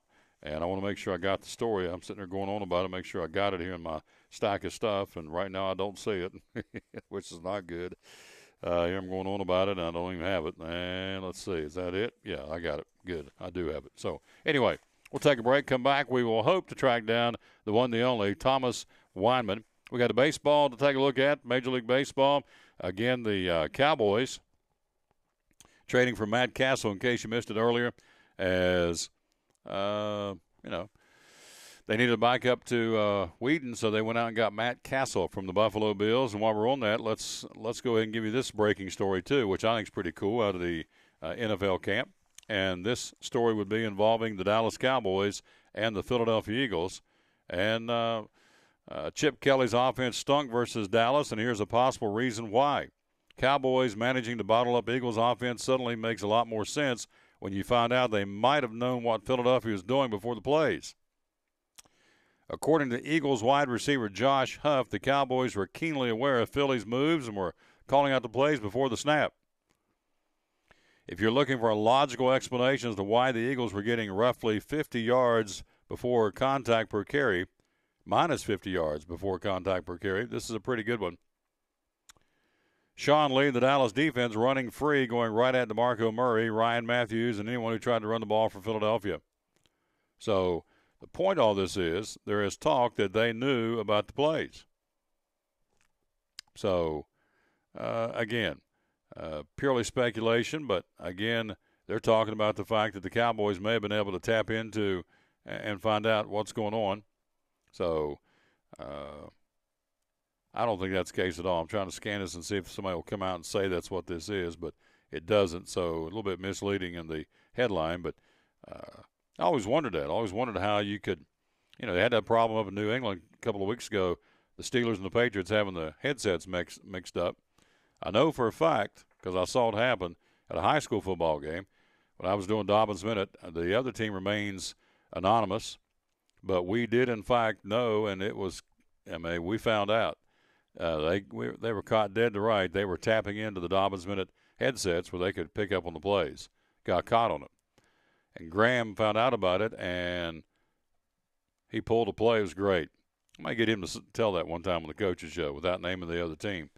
But he he found out. It was really cool. I'll just tell you the story. I won't tell you the team, but he found out that they were tapping into the headsets and could hear all the plays, and they were.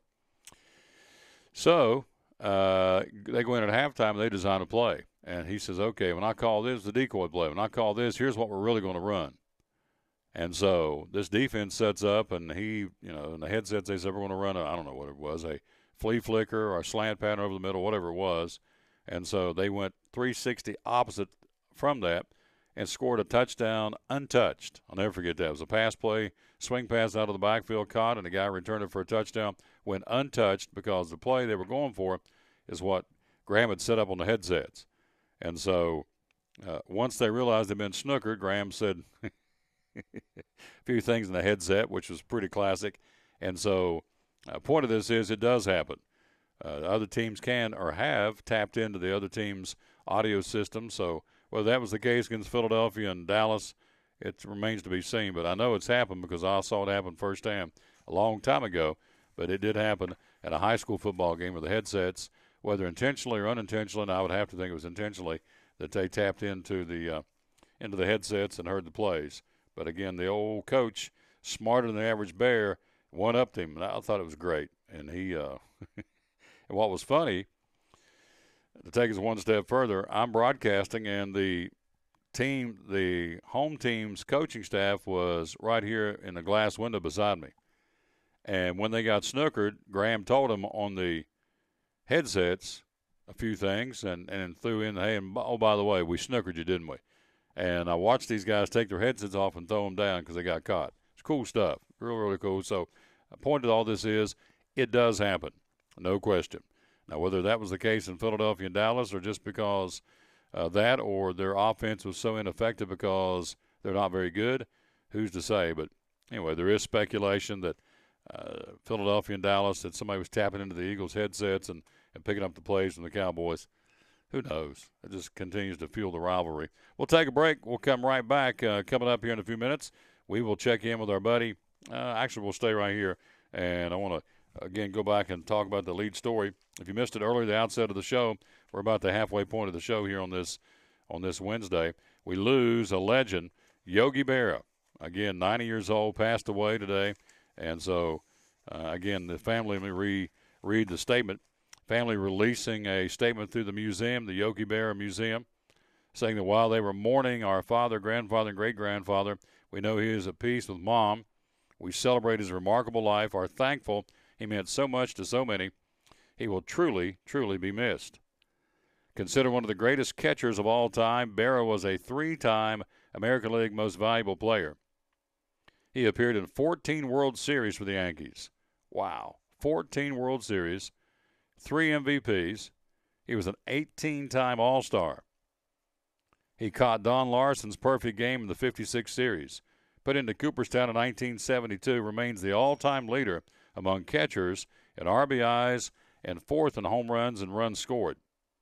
He also went on to manage. He managed both the Yankees and the Mets, managing both of those teams to the World Series.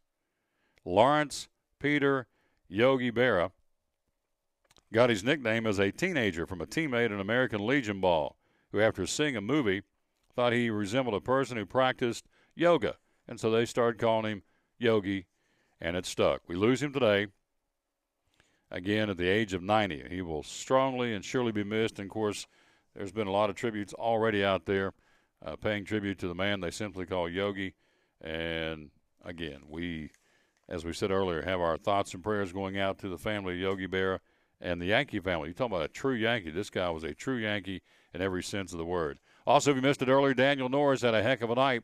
Johnson City Science Hill lad went 5 scoreless innings, struck out 4, did not allow a base hit, obviously not a run or an earned run. It was a perfect night for Daniel Norris. In fact, the franchise just missed their first combined no-hitter.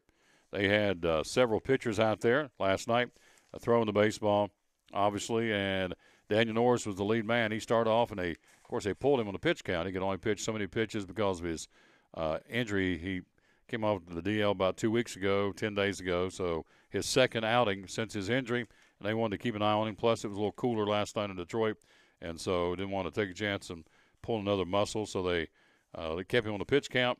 But this guy had a heck of a night. I was trying to think, here it is right here. Daniel Norris, 5 innings. Again, no hits, no runs, no walks, and 4 strikeouts.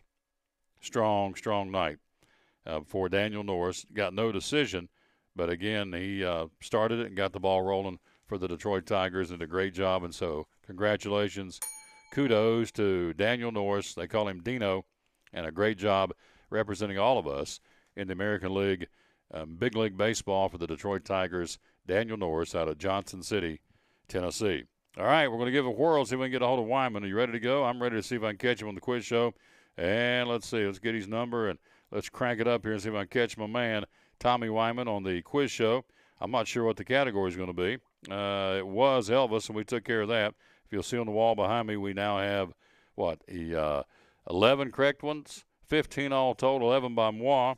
And so we're ready to try and do it again here, see if we can't advance the calls, and let's see if I can get his number, and let's see. Okay, there it is. Here we go. See if we can catch him. He's on the road today. I know that. I know Apster said the guys out there going crazy doing all these quotes, trying to get them all in now before the weather. Of course, we kept telling you all summer not to procrastinate, but here we are. So people still do it. Plus, there's just so many wanting his services that gets him backed up. 3 ringy-dingies. 4 ringy-dingies. Mm-hmm. Hello? There he is, my buddy Tommy Weinmann. How are you, sir? Oh, I'm just living the dream out here. Yeah, you're covered up, are you not? I am covered up, and I would have answered the phone, but I was in a horrible place in Jonesboro, and there's no way I would have had that phone call last for about 2 minutes. Thank you. That's no problem. We got you on air now. That's good. So tell me about your cubby. First guy to win 20 in the majors this year. Tell me about your man's got a beard. He's a good-looking guy. Who is he? Well, he's not too shabby, that's for sure. Good right-hander. But the Cubbies, see, this is what happens. I mean, I was telling you, You haven't got to get through August before you can go anywhere else. They're in the playoffs. They're going to be in the wild card. What are you talking about? They had to get through August first to prove themselves. Okay. I thought now they're okay. Now they'll be all right. What, Jake? What's his last name? Arrieta? I think it's Arrieta. Yeah, Jake Arrieta. I don't know for the positive. I hate to sit there and mispronounce his name, the poor thing. Well, we're going to go with Arrieta until I'm told otherwise. First to get 20 wins in the majors this season, so Jake Arrieta with the Chicago Cubs. Are you ready for question number one? Let's go. So in case we lose you, let's go before we can get rolling here. So I'll play the music in a moment. Question number one, what are the topics, by the way? It looks like it's music. Oh, boy. Yeah. So Now, the first question yeah. is, Elton John owns the piano on which John Lennon wrote Imagine. That is true. That is false. Oh, no. George Michael owns it. Oh, wait a minute. Let me hit it. So she's giggling already. She's somewhere. Oh, you know she is. Somewhere I'm going to get a boom. All right, let's hit this thing. Here we go. All right, so George Michael owns John Lennon's piano. I did not know that, all right? Number two. Right. Lady Gaga's real name is Stephanie Rose Messering? I'm going to say true so I can get you out of this. True. It's false. Oh, okay. She's giggling profusely now somewhere. All right. All right. Stephanie Joanne Angelina Germanati. I got you. Germanata. Oh, Stephanie, get you every time. All right. Number Good three. Lord. All right. Question three. The longest existing rock band with all original members in the world are the Rolling Stones. All right, say it one more time. The longest existing rock band with all original members in the world are the Rolling Stones. That would be false. That is correct. No, that's false. I will argue that one. You're right. You're right. So, you got it right. It's Golden Earring. Oh, I would have said the Eagles is what I would have said. So, but anyway. All right, 1 for 3. Okay, got that one right. Good job. Well, I love it. Apster, you're on it. These are good questions. I like it. Number 4. The original name for Leonard Skinner was My Backyard. Oh, me, oh, my. That's one of my all-time favorite groups. The original name for Leonard Skinner was My Backyard. Is that right? That's correct. Let's see. My Backyard. That didn't ring a bell. I'm going to say that's false. I'm going to say you're incorrect. Oh, no. I missed Leonard Skinner? Yes, you did. Nice fan. Yeah. Nice fan you are. Yeah. Yeah, really. Yeah, we're real tight. Okay. Wow. And the last one, which should be a cream puff for you. Oh, boy. Is that in the late 70s, REO Speedwagon had an album named You Can Tune a Piano, but You Can't Tune a Fish. That's incorrect. That's not. There was a album that was not REO Speedwagon. They didn't do that one. You are wrong. They did do REO it? Speedwagon. You can tune a piano, but you can't tune a fish. Wyman, I went 1 for 5. That's awful. 1 for 5. Oh, man. I've been a You got DJ. your music trivia down good. Yeah. I've been a DJ for 40 years. I didn't get but one right. That's terrible. And I missed Leonard Skinner of all things. That's even worse. I know. You're gonna have to go to church and pray about that one tonight. Holy smokes. I only got one musical question right out of the 5, and as I said, I've been a DJ for 40 years. I missed Leonard Skinner. So their first name was My Backyard. I did not know that. So My Backyard. See, she's got you now. She's got all kinds of stuff. Here we go again. Yeah, you're exactly right. She's back up on the horse now. She's going to be – I'm waiting for a boom to come down the phone line here. So I know. I'm surprised she hasn't sent it yet. All right. So tell me tell me what's wrong with your Bears right now. They're not doing too well, are they? Well, they might be doing better now the Cutler's hurt. That team's got years before it gets better. It's just a cluster punch up there. It is just a train wreck up there. They'll be calling for John Fox's head here soon. You watch. We're going to be. You got to have the players though. It's just not happening right now. They're just not gelling. We're there in 2 weeks. You know that. The Raiders rolling in Soldier Field in 2 weeks, baby. I can't wait. We're doing a lunch bet on that one. We're in. Well, I'll take the Bears. I don't care. I'll take the Bears against anybody. I just want to hang out with you. I figure the only way I can get you to do a lunch bet, so we'll do a lunch bet. Well, right now it is. I don't even have time to go to the bathroom, Tom, for goodness sake. So in all seriousness, you're trying to get these folks, everybody trying to get their quotes in before winter hits. Is that right? Yep. Everybody, well, vacations are all over with, and everybody's now thinking about what they need to do to get the house ready for winter. And this is one of the things. They start looking at their driveways and parking lots and say, uh-oh, and they start calling, and we are absolutely slam busy. I love it. That's what we want, man. That's the name of the game. Good stuff. By the way, it's good stuff. You can't see me because you're out of the truck today, but I'm wearing proudly my Bracken Paving ball cap. I love it, man. It looks good with my gray shirt and my Raiders vest, my Raiders suit coat. So I'm got my Bracken Paving hat on in honor of you all today. So. Well, thank you very much. April will be very proud of you. So I missed. Let's go back in. I missed REO Speedwagon. I missed Elton John. That's Lady Gaga's real name. I missed Lady Gaga and I missed Leonard Skinner. What was the only one I got? It was a stroke of luck. I got it. It was the longest existing rock band with all the original members in the world is the Rolling Stones. You said that was false, which is correct. It is Golden Earring is the longest one. But I'd have gotten that wrong because I thought it was the Eagles. So there you go. Yeah. So yeah, exactly. All right, 323. Are we still going to plug you giving quotes? 323-8726. Is that right? Oh heck yeah. All right, 323-8726. Call him because now keep in mind, as Tommy said all summer long, once the leaves start falling, it becomes a whole different ball game, right? Yeah, I mean, we can seal as long as we have the weather. But if you've got trees that are shedding leaves and we seal, we're going to clean it really good before we seal. But once we seal it, I have no control over the leaves that fall on the driveway anymore, and I can't do a thing about if the leaf, sits on there and creates a leaf spot. Unfortunately, I'd love to say I can, but there's not a thing I can do about it. Yeah, I just got a text from the Apster, about 47 ha-ha-ha's out here. Then what's it say in the end? It says, great quiz show, boom. Oh, here we go. She's it's back. On again. You got it. She's back. All right, my friends, keep on keeping on. Make us proud out there in that little yellow truck, and I'll talk to you soon, all right?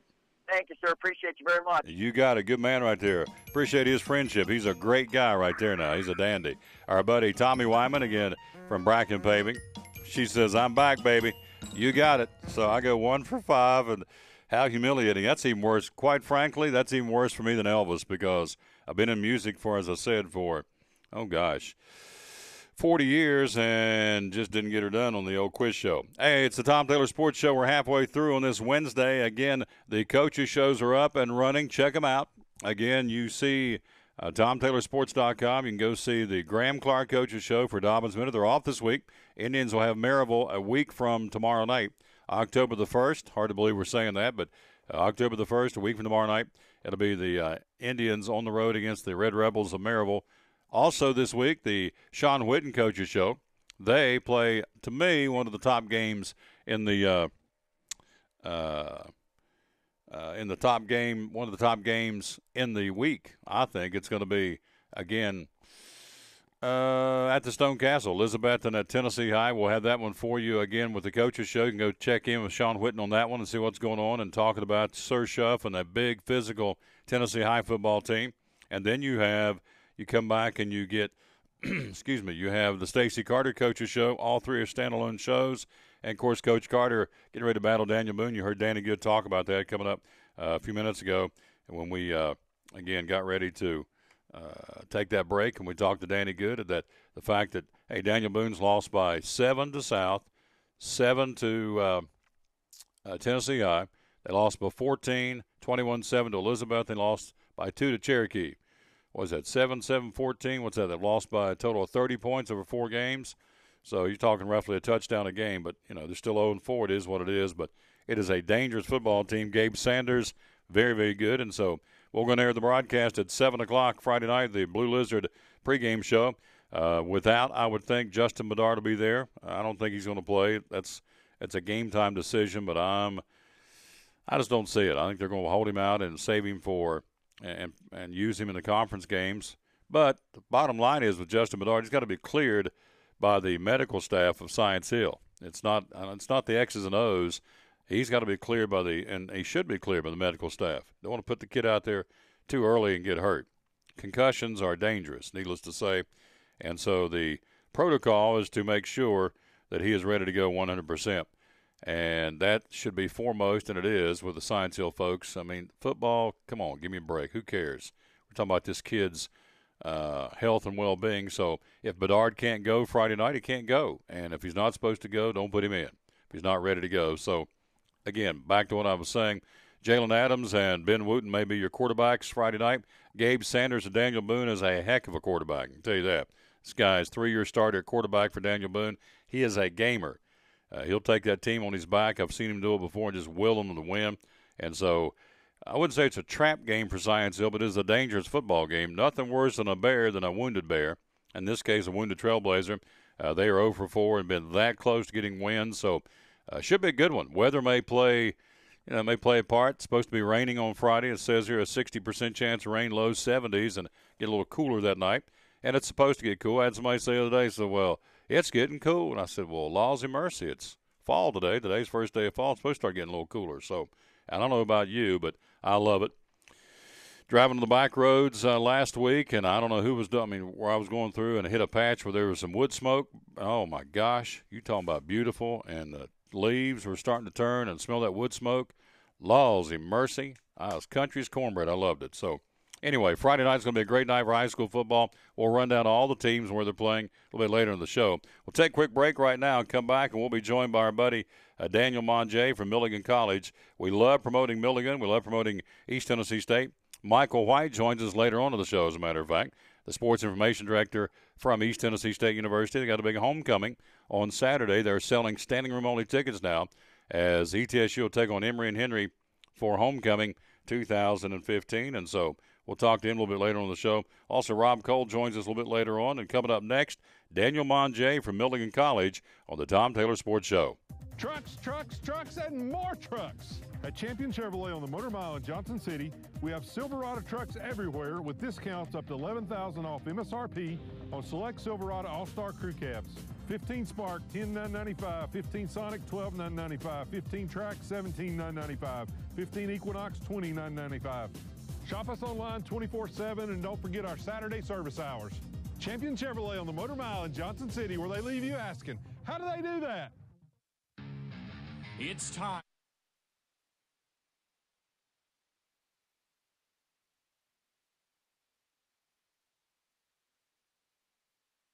From the driveways where your kids play basketball and ride their bicycles, to the parking lots at your local church or grocery store, Bracken Paving is an important part of many neighborhoods in our area. No matter how large or how small the job, Bracken strives for excellence in every service they provide. It's a foundation for a strong community. Discover the difference at Bracken Paving and Asphalt Maintenance. Give us a call or visit us online at brackenpaving.com. American Import and Auto Repair in Johnson City takes care of both male and female customers, but owner Kim Smith says they have a special care and concern for ladies. Being a female in what's considered a man's business, I understand the trepidation that women may have when they come to the shop. They feel like they don't know about cars, they might be intimidated, but that's not the way we do business. Everybody's treated the same. We take the time to explain anything that they have questions about, the repair, the process, the part. We want to make sure people are comfortable with what we're going to do to their vehicle and that they understand. We do cater to women in a sense. We have a real nice waiting room with nice Keurig coffee and flavored creamers, air-conditioned, cushioned seats, TV, everything a girl could want while she waits for her car to be fixed. American Import and Auto Repair in Johnson City, open 6 days a week. Call today at 913-3111. At Bristol Orthotics and Prosthetics, they treat thousands of patients each year dealing with diabetes and its effects. Diabetes overtaking our nation and leaving a path of destruction behind. Through wound care, office visits, and preventive care, they see most of the patients after a problem arises. Using diabetic footwear such as shoes and inserts, a great way to prevent or prolong skin breakdown and amputation. At Bristol Orthotics and Prosthetics, they use only custom molds from patient mold inserts, which further ensure a great recovery, or better yet, prevents a wound from happening. They use custom molded shoes, bracing, custom inserts, and extra-depth diabetic shoes to prevent wounds or other skin issues from beginning. Call today, 1-800-524-4447. 39 years, 6 locations, 1 family. Bristol Orthotics and Prosthetics, 1-800-524-4447. Whether lying on the beach, just working in your yard, or watching NASCAR racing this weekend in Bristol, your skin needs protection from the harmful effects of the sun. Blue Lizard Sunscreen delivers broad-spectrum SPF 30-plus protection that comes with smart bottle technology. Our bottle changes colors in the presence of UV rays, reminding you to cover up. It's the brand most recommended by pharmacists and dermatologists nationwide. Plus, it's made right here in the Tri-Cities. Blue Lizard Sunscreen. We've got you covered.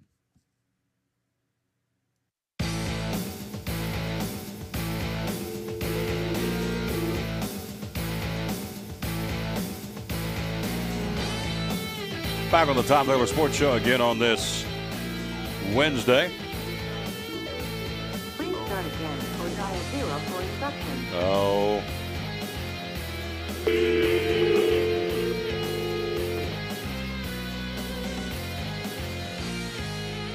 There we go.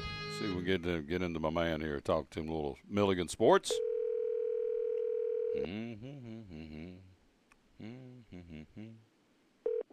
Milligan Sports Information, this is Daniel. There he is, Daniel Manget. My man's with us in the house today. Good afternoon, sir. How are you? I'm excellent. How are you? Good.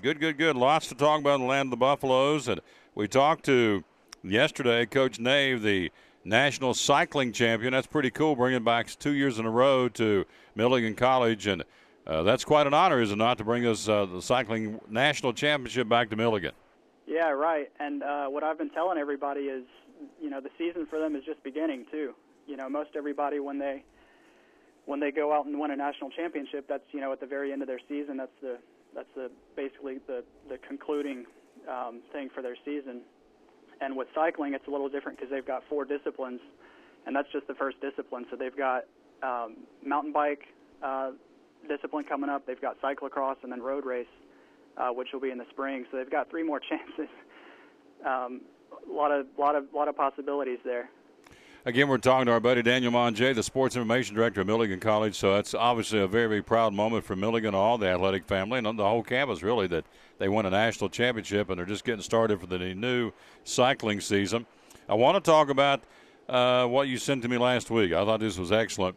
Milligan's been recognized as the NAIA Champions of Character 5-Star Institution Award. Tell me about that, would you please? Yeah, it's an award that is given out each year to all the schools that basically that meet the criteria, which is pretty much just identifying with the NAIA's Champions of Character initiative. There's actually a checklist online. I tried finding it this morning and didn't have any luck. So just kind of from memory, I know it's based on a point system where you get points for high GPAs. Having outstanding character, which translates into having no athlete or a certain number of athletes being ejected from contests throughout the year.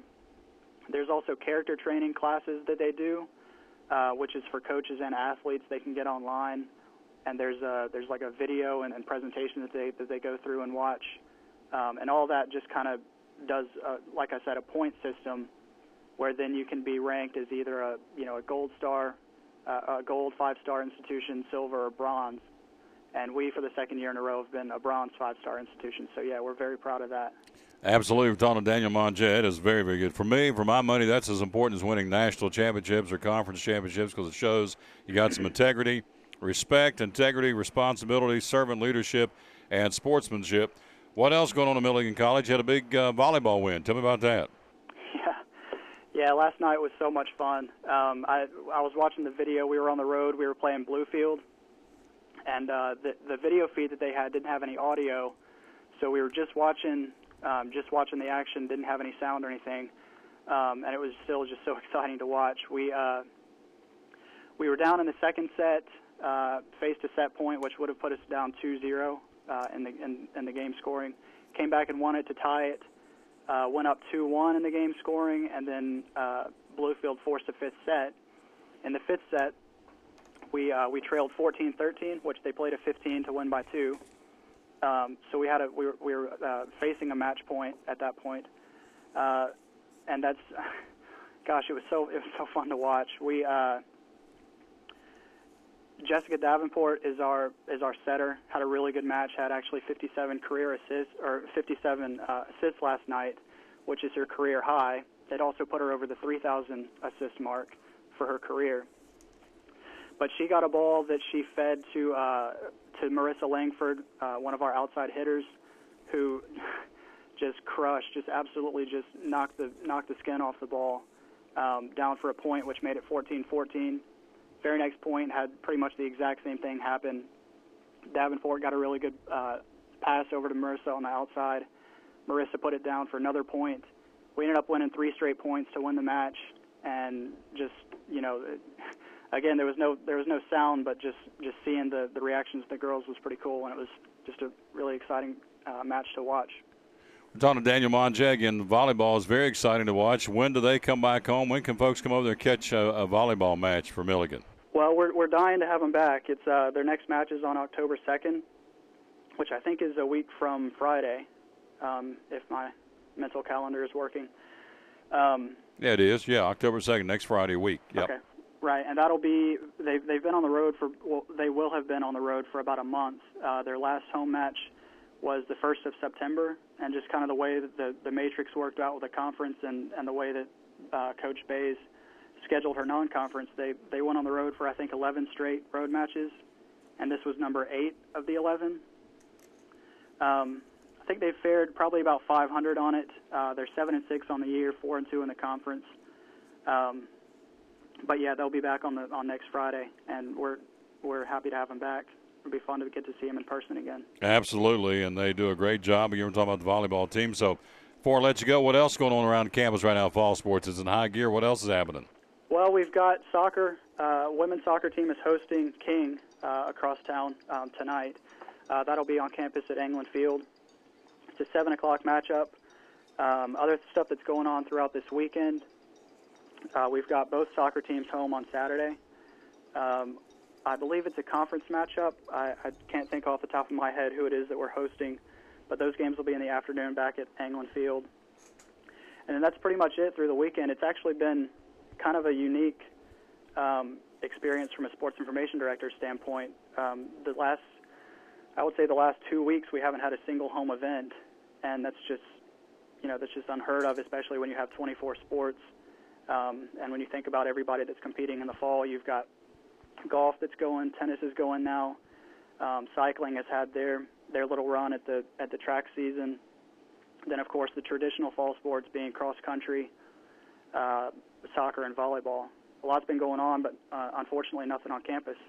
There you go. But it's about to heat up basketball right around the corner, too. And, again, looking forward to promoting those folks. We're going to work out where I can come out there and broadcast on campus one day, which I'm looking forward to doing that. So, yeah, we would love for you. Yeah, too. That'd be awesome. We're going to do that. We're going to figure out a date and where we can do it, and we're going to make that happen here in the fall before the fall break or Christmas break, I guess. So, hard to believe. I would think first day of fall, Milligan College, will the leaves started turning yet at Milligan?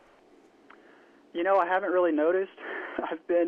I've been too consumed with the weather, or the temperature, I guess. Just it seems like it gets in the 80s during the afternoon, and then when I wake up in the morning, I'm freezing cold, and I look at the phone to see the temperature, and it's in the 40s. Yep. But I'm pretty excited. I like the fall weather, and just having that, not too hot, not too cold, just that little bit of chill in the air is nice. It is very nice. And, of course, once it does start turning, Milligan's campus is beautiful. Oh, absolutely. Oh, it's gorgeous over there. So, anyway, I appreciate you. What do you want to leave us with? I guess the website, where can we go and find out more about Milligan sports? Yeah, milliganbuffs.com. And right now the top story is the volleyball match that we just talked about, which putting it together last night was a pretty crazy experience just because we had so much going on. There were so many different storylines. But the top story is about volleyball's win and Jessica Davenport getting her 3,000th career assist. Awesome stuff. Hey, man, appreciate you very much checking in with us.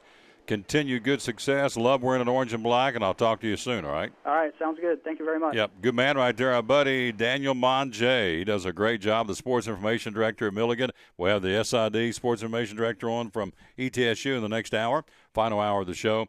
Story breaking out of Texas, 2 high school players who targeted a football game official got their orders from the sideline. We told you this, but, again, it's kind of been ramped up a bit here. According to John Jay High School principal now, Robert Harris, wrote and signed a document stating that assistant coach Mac Breed admitted after the game to coming up with the idea of having Victor Rojas and Michael Marino hit Robert Watts to make the referee pay for racial comments he allegedly made towards the players. So things have taken a big turn in Texas, as they say. So, again, the principal Robert Harris wrote and signed a document stating that assistant coach Mac Breed admitted after the game, high school football game in Texas, to coming up with the idea of Victor Rojas and Michael Marino hitting Robert Watts, the official, to make, quote, the referee pay for racial comments he allegedly made towards the players. Mac Breed, the assistant coach, ought to have – there shouldn't be ever a chance ever again that he would get on a sideline of a high school football game and coach in any way, shape, or form in Pop Warner, Powder Puff. You pick the division of sports or football. No way this guy gets back on the field in any way, shape, or form after he did that. Again, admitting to coming up with the idea of telling those 2 boys, Victor Rojas and Michael Marino, to hit Robert Watts, the official, to make the referee pay. Man, what a lowlife. Holy smokes. For racial comments he allegedly made towards the players. We don't even know he even made them. Coach Gary Gutierrez stated that Coach Breed initially asked him what was going to happen to the players during their ride home from the game. Harris's statement read, after Coach Gutierrez informed him the players would be removed from the team, he informed Coach Gutierrez that he directed the players to strike the referee. Not the kid's fault. Well, they shouldn't have done it. Okay. You're playing on the football field. You've played in organized sports, and your coach tells you to do something. What are you going to do? Well, you can say, no, I'm not going to do it. And you know, there's 50% of me says these guys should have had enough integrity to say that we're not doing that, Coach. That is not what we're here for. We're not going to do it. But they didn't. Quite frankly, in my opinion, they should have never been put in that position to have to make that decision. Why would a coach of any kind of integrity, we just talked about integrity from Milligan College with our guy Manget, because they won the award for integrity, and we come right back to the story. Why would a coach tell a kid on any level, in any sport, even the pros? Now, we went through the Saints thing a couple of years ago. That's a whole different animal, I guess. But certainly down on a high school level, why would a coach tell a kid to go out and hit a referee? But he did it, and he told the coach on the way home, so what's going to happen to these guys? We're going to kick them off the team. After Coach Gutierrez informed him that the players would be removed from the team, he informed Coach Gutierrez, this assistant lowlife, that he directed the players to strike the referee. Now, the whole thing is on an alleged, apparently Watts used the N-word twice before and after the hits, also used language offensive to Hispanics. The lawyer for the official denies those claims. So, as many as 4 players have stated that Watts used the N-word twice before and after the hits, and they also used language offensive to Hispanics. Watts' lawyer denies his claims. Doesn't matter. Doesn't matter. If he did say it, we deal with him in a different way, but we don't have players instructed to go out and hit the guy for a payback. So if he did say it, then there's a whole other protocol or system you go through if a official said that. Again, it's alleged that he did. It's his word against these kids. But that ain't how you solve problems. That ain't how you solve it. And how in the world would a coach tell a football player of a high school level to go out and intentionally hit an official for payback? So, again, for my money, the bad guy in this whole deal is Mac Breed, the assistant coach. Told those kids to do it. They didn't give them a whole lot of Rojas and Marino. I would think they'll be disciplined to some point. They should run laps or, back in my day, the old adage was run till you puke. Maybe one of those situations, but maybe a suspension or suspensions of games. I don't think it should be kicked off the team for what they did because they were instructed to do it. Now, the coach, the adult, the one who's supposed to be on a higher level, he's a coach these kids look up to. inspirational, motivational, teach them the game of life. Boy, he taught them, didn't it? So anyway, man, it got me fired up. So Mike Breed, no good, as my mama would say, from John Jay High School in Texas, told those kids to do that. And so Mr. Breed has said he takes full responsibility for his actions. Well, yeah, I guess he would now. I don't know if Watts had gotten hurt. I don't know if there's any medical backlash to the way he was. You know, I saw the video where they knocked him down, they pounced on him.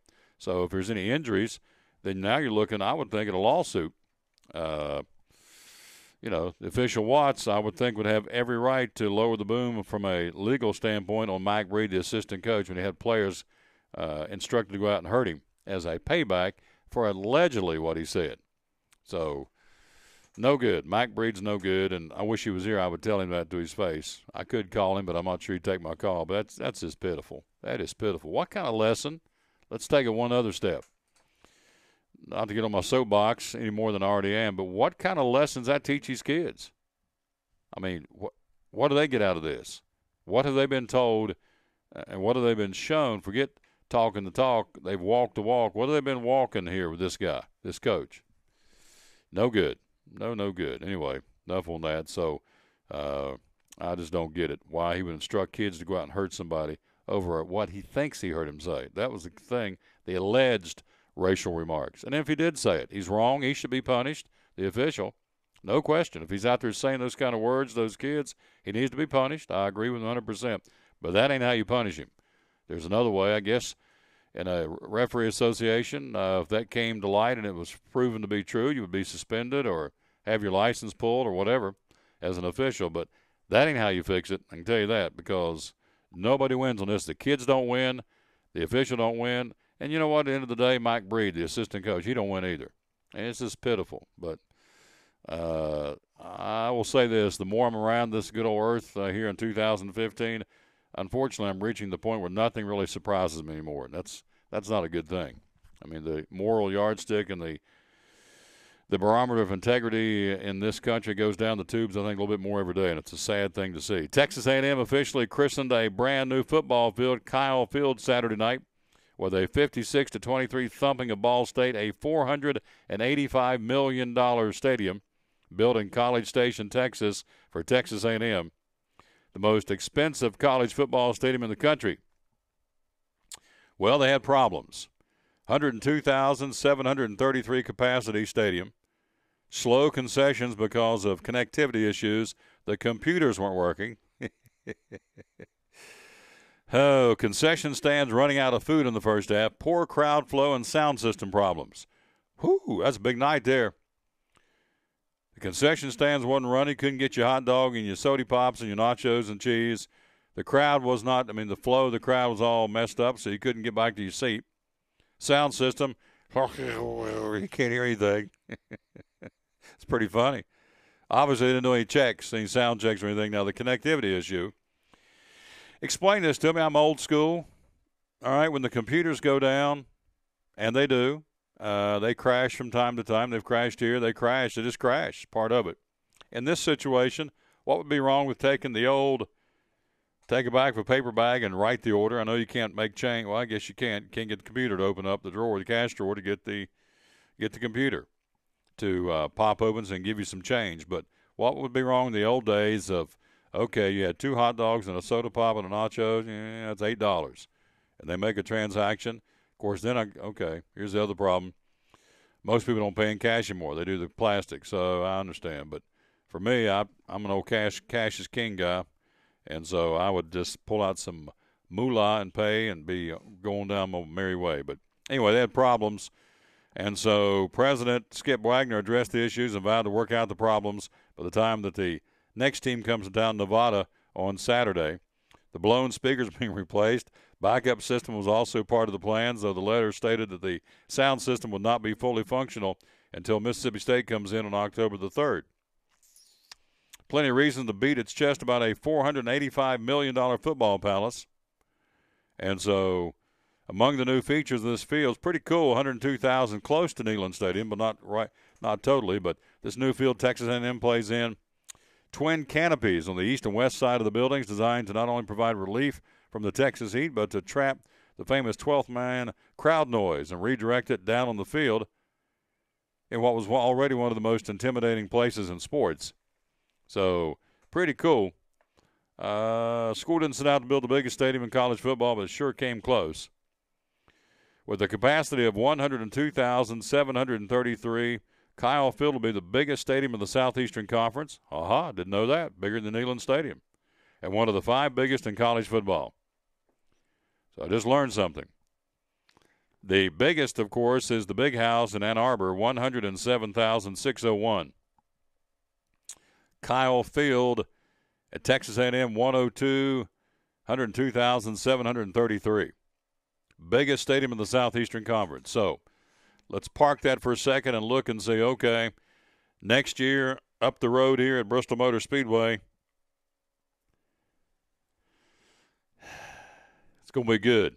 So they got 102 down there crowing about that, which is okay. That's a good thing. Big House crowing at 106 in Ann Arbor at Michigan.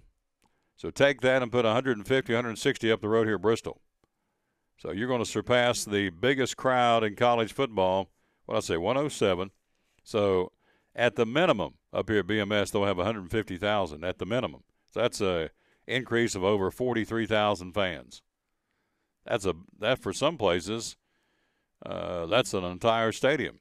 I know over at App State, 38,000. So the difference up at Bristol will fill a lot of smaller football venues across the country. So anyway, pretty cool stuff. It's not funny, but it is. I mean, somebody obviously did not go through and do a punch list or checkpoint. Maybe they did and just had problems.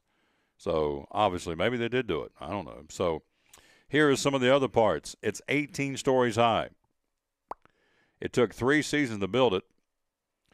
The coolest new space design-wise is the 30,000 square foot Hall of Champions on the west side of Kyle Field. Fans enter through a cube into a high-tech space with big screen scoreboards, interactive kiosks where fans can learn about the school's Heisman Trophy winners, Johnny Manziel and John David Crow. Want to see what you look like in a Maroon Aggies uniform? There's a kiosk where you can digitally try on one for size, then tweet out the picture to your friends. That's pretty cool. There is a 4 entrance towers, rather. Fans and students are funneled into the facility through 4 brick activation towers at each corner of the stadium. Also, they have what they call a cool zone. 12th man student body of cadets and undergrads are famous for standing through the entire game. So the Texas heat can wilt you, so they have now the cool zones, complete with giant fans and air conditioners where students can cool off, watch TV, buy some food and beverage before returning to the game. And so it goes on and on. There are luxury boxes. This is the biggest college football field of the Southeastern Conference, again at Texas A&M. They have over 100 suites, 12 founder suites, 24 legacy suites. It goes on and on. So Manziel's Heisman Trophy stored carefully under glass. Recruits can hit a button and get a panoramic 180-degree sensory video experience of what it's like to run out on the Kyle Field during game day. If you're hungry, how about this? Check this out, and we're going to take a break. A 4-foot hot dog. They do things bigger in Texas. If you're really hungry, you can buy a 4-foot long, 12-pound Aggie dog. A 4-foot long, 12-pound Aggie dog or hot dog is among the expanded food offerings, again, at Texas A&M Kyle Field. $485 million field, and, again, their opening game against Ball State. They had some issues, as they say. I believe Rush Limbaugh made that famous, some issues, as, again, they had computer problems, crowd flow problems, sound system problems, and the concession stands running out of food. The Aggie dogs went fast. 4-foot long, 12-pound Aggie dog. I got to go Google that and see what that looks like. That'd be pretty cool. I need me an Aggie dog over here. I need 4 Aggie dogs to go. Goodness gracious sakes alive, Martha White. All right, good stuff. It's a Tom Taylor Sports Show. We're going to take a break. We'll come right back. We'll check in with Rob Cole from Bays Mountain Park. As we go to the break, big night for high school football tonight, or not tonight, but this week, this Friday night. By the way, I got, my man's on. Hello, Cowboy. He is yonder, and where did he say he was at? He is on. He's at the beach enjoying some R&R. And so we apparently you have not been to a game and had to pay for anything for a while. 2 hot dogs and nachos and soda pops. My man Don, $37.50. You're right. I go the cheap route. So apparently I haven't been to a game and had to pay for anything for a while. 2 hot dogs and nachos and soda pops, about $37.50. My man, McCullough man on the broadcast, taking a week off, enjoying some R&R at the beach. And so thank you very, very much for that. And he does a great job. And think the world of his little trusty sidekick, Kimmy Poo, too. So anyway, those kids are having a good time. And you're right, $37.50. 2 dogs, nachos, and soda pops, about $37.50. Again, one of our great sponsors, Chick-fil-A. You want to stop by Chick-fil-A and get a frosted lemonade. They take lemonade and whip it into with this ice cream, and it is awesome. Going to be there this afternoon after the show. Get something to eat. Frosted lemonade. Throw one of those down. I'll tell you what, they make a mean chocolate shake, too. Love the chocolate shakes at Chick-fil-A. So stop by and get me some good chows, they say, from Chick-fil-A, and it won't cost me $37.50 like it does at some of the concession stands around college football. Let's see, an Aggie dog, 4-foot-long dog with 12 pounds it weighs. Good grief. I mean, what would you put on a hot dog? 4 foot long. Let's see, here's a ruler, right, roughly. So 2, 3, 4. And that may not be close, but it's not far off. 4-foot-long hot dog that weighs 12 pounds. I mean, what would you put? I guess the bun, a lot of chili, a lot of slaw, a lot of whatever. That's a lot of food. Anyway, that's what they sell there at Kyle Field at Texas A&M. High school football tomorrow night, Oak Ridge at Sevier County, big one. Wildcats in the Smoky Bars in Dollywood Country tomorrow night. Friday night, we'll have for you at 7 o'clock with the Blue Ridge. I'm getting excited. Blue Lizard. That Aggie dog's got me hungry. That Blue Lizard pregame show at 7 o'clock. Kickoff at 7:30. 9th-ranked Science Hill takes on Daniel Boone at Daniel Boone. Maryville Knox Bearden Friday night. Hardin Valley at Knox Powell. This one's going to be a good one. Elizabeth and a Tennessee High Friday night at the Stone Castle. We'll talk to Sean Whitten tomorrow morning on the show about that game. Other games, Cobb County at Campbell County. Crockett at Cherokee tomorrow night. Morristown West and Ox Central. Sullivan East to Patriots after losing to Greenville last week. Travel to Seymour. Granger at Claiborne. Sullivan North ranked in the state. Let's see where the Golden Raiders are. They are ranked 5th in the state this week. Sullivan North will be home to Chucky Doak, the Black Knights. Lenore City at Pigeon Forge. Coalfield will be at Northview Academy. Cloudland and Hampton. Happy Valley at Unaka. Cumberland Gap at Pineville, Kentucky. Hancock County at Cosby. Oneida at Gatlinburg-Pittman.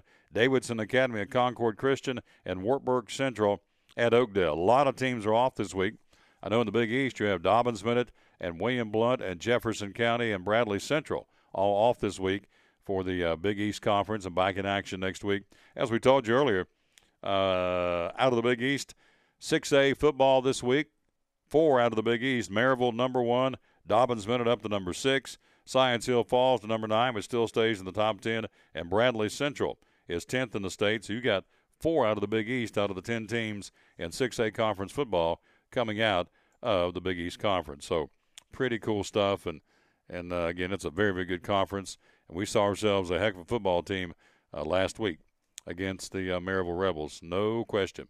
Another quick story before we go to the break. We told you last week Browns assistant Andy Moeller, had a domestic situation. He was suspended from the football team immediately by the Cleveland Browns. Andy Moeller, the second-year Browns offensive line coach, will not face charges for allegedly assaulting a woman earlier this month. A 9/11 call September the 5th. A woman claiming to be Moeller's fiance said Moeller tried to strangle her. Berea, Ohio prosecutor Jim Walters wrote, "It is quite clear that an incident of a volatile nature took place between Mr. Moeller and the accuser on the evening of the call. What is less clear is the exact nature of the incident and the actions of the two persons involved."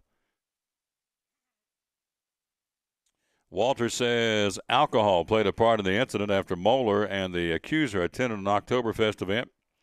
Walters said the two sides had very different versions of the story and that he decided not to pursue charges because beyond a reasonable doubt is in doubt.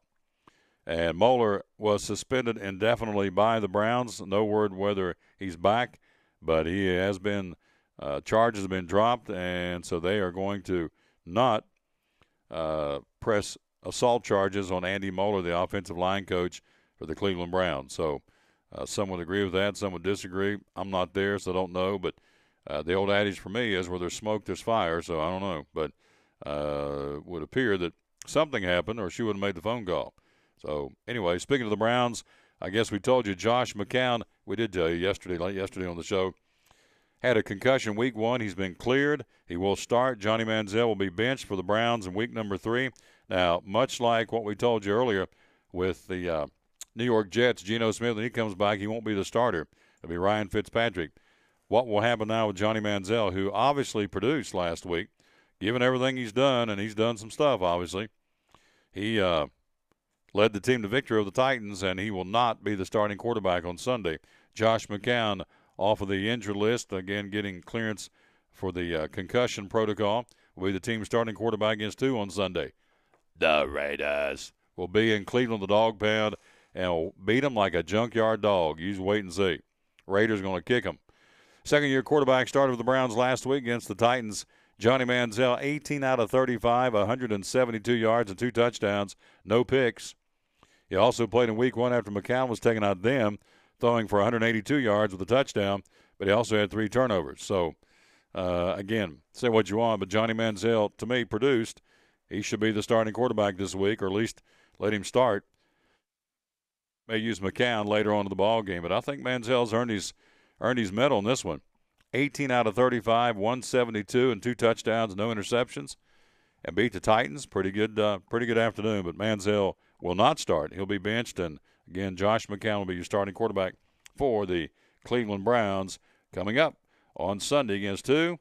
Well, who else? The Super Bowl-bound Oakland Raiders. Oh, yeah, win, lose, or time, or Raider till I die. Hello to Kim and Don. I'm glad you kids are having a good time, and glad you checked in with us. I appreciate that very, very much. We will miss you. Friday night, we'll have Kevin Harmon, the best stat man in the world, with us, and also Cody Helton will be doing color and also producing our broadcast. Horace is gone, Robert's gone, and obviously Don's gone. So we're down to kind of a skeleton crew Friday night, but we'll give it to you the best we can. We don't have all the horses in the barn, but the horses we have will give you the best product we can. We're pretty proud of what we're turning out, too. 7 o'clock airtime on Friday night with the Blue Lizard pregame show. Halftime brought to you by Center Street Wealth Management Group. And, of course, the postgame show also brought to you by Blue Lizard. And our broadcast cracking up on 7 o'clock on Friday night.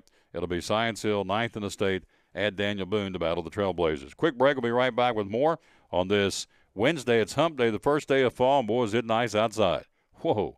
Sun's out. Beautiful day. What is it, 71 degrees? Right now it is gorgeous here in the hills of East Tennessee and Southwest Virginia. Back after this is Rob Cole on the Tom Taylor Sports Show. At American Import and Auto Repair in Johnson City, one of the 8 areas of your vehicle that takes constant continuing education is the air conditioner on your vehicle. Well, you would think that AC would be a simple one, but it's getting to be a lot bigger than just AC. It's the management of the system, not just AC, but heat and everything. It's a lot more computer controlled than it used to be. It used to be just a little button on the dash that you pushed. Now there's all kinds of electronics involved in that. Braking systems used to be fairly simple. Now some of the newer vehicles, you have to have a computer to actually operate the braking system to make sure that it's okay after you've worked on it. Computer controlled of the engine is becoming very important. There's a lot to that. Each one of these areas, the technology is just tripled and quadrupled in the last few years. It's hard to keep up. You really need to stay in the books and know what's going on with them. American Import and Auto Repair, Johnson City, open 6 days a week. Call today at 913-3111. It's Friday night at 7 o'clock. You've been involved in a car accident. You may be out of state on vacation or just a few miles from home. What do? Who do you call? At Farmers Insurance Group, one call is all you have to make. Hello, this is Jim Klein, an agent with Farmers Insurance. It's called One and Done. You don't have to wait till Monday morning to file a claim. You can make the initial call, and we'll begin right away to help you. We assist you in moving the vehicle to a certified repair shop, getting you set up with rental car, and informing your agent. Then here the staff at Jim Klein Farmers Insurance, we follow the claim through to the end. It's that easy. One and Done. We're your one and done location for all your insurance needs. Auto, home, life, commercial, workers' comp, and bonds. We can help you with all your insurance needs. Give me a call today, Jim Klein Farmers Insurance at 247-5400, your one-and-done location in Kingsport, 247-5400. Kingsport Cabinetry installs cabinets and countertops all over the three-state region. Owner Richard Isaac says there is no charge for his quotes. All of our quotes and drawings are free. I know a lot of the national chains, big box stores and stuff, and I understand they have to charge a price to come out and measure and do a quote, but here at Kingsport Cabinetry, we do all that for free in hopes that our service is good enough. I always tell people this, Tom. I say, you can go anywhere in this town and get a product like I have, but find somebody you're comfortable working with. If you're not comfortable working with me, find somebody you are comfortable working with. But I can guarantee you we'll give you the service. We have a full shop back here that we do custom work, and I'll just move on a little bit. We get into commercial work. We do a lot of commercial work, a lot of healthcare, a lot of restaurants, banks, schools, things like that too. Kingsport Cabinetry. Call Richard Isaacs today at 247-6134. Blue Lizard Australian sunscreen originated in Australia, where sunscreen standards are the strictest in the world. Although our products are now manufactured here in the U.S., we continue to adhere to the most stringent Australian standards to offer the best in broad-spectrum sun protection. Blue Lizard, the brand most recommended by pediatricians and dermatologists. Our smart bottle turns blue in the presence of UV rays, reminding you to cover up. You bring the sun, Blue Lizard brings the magic.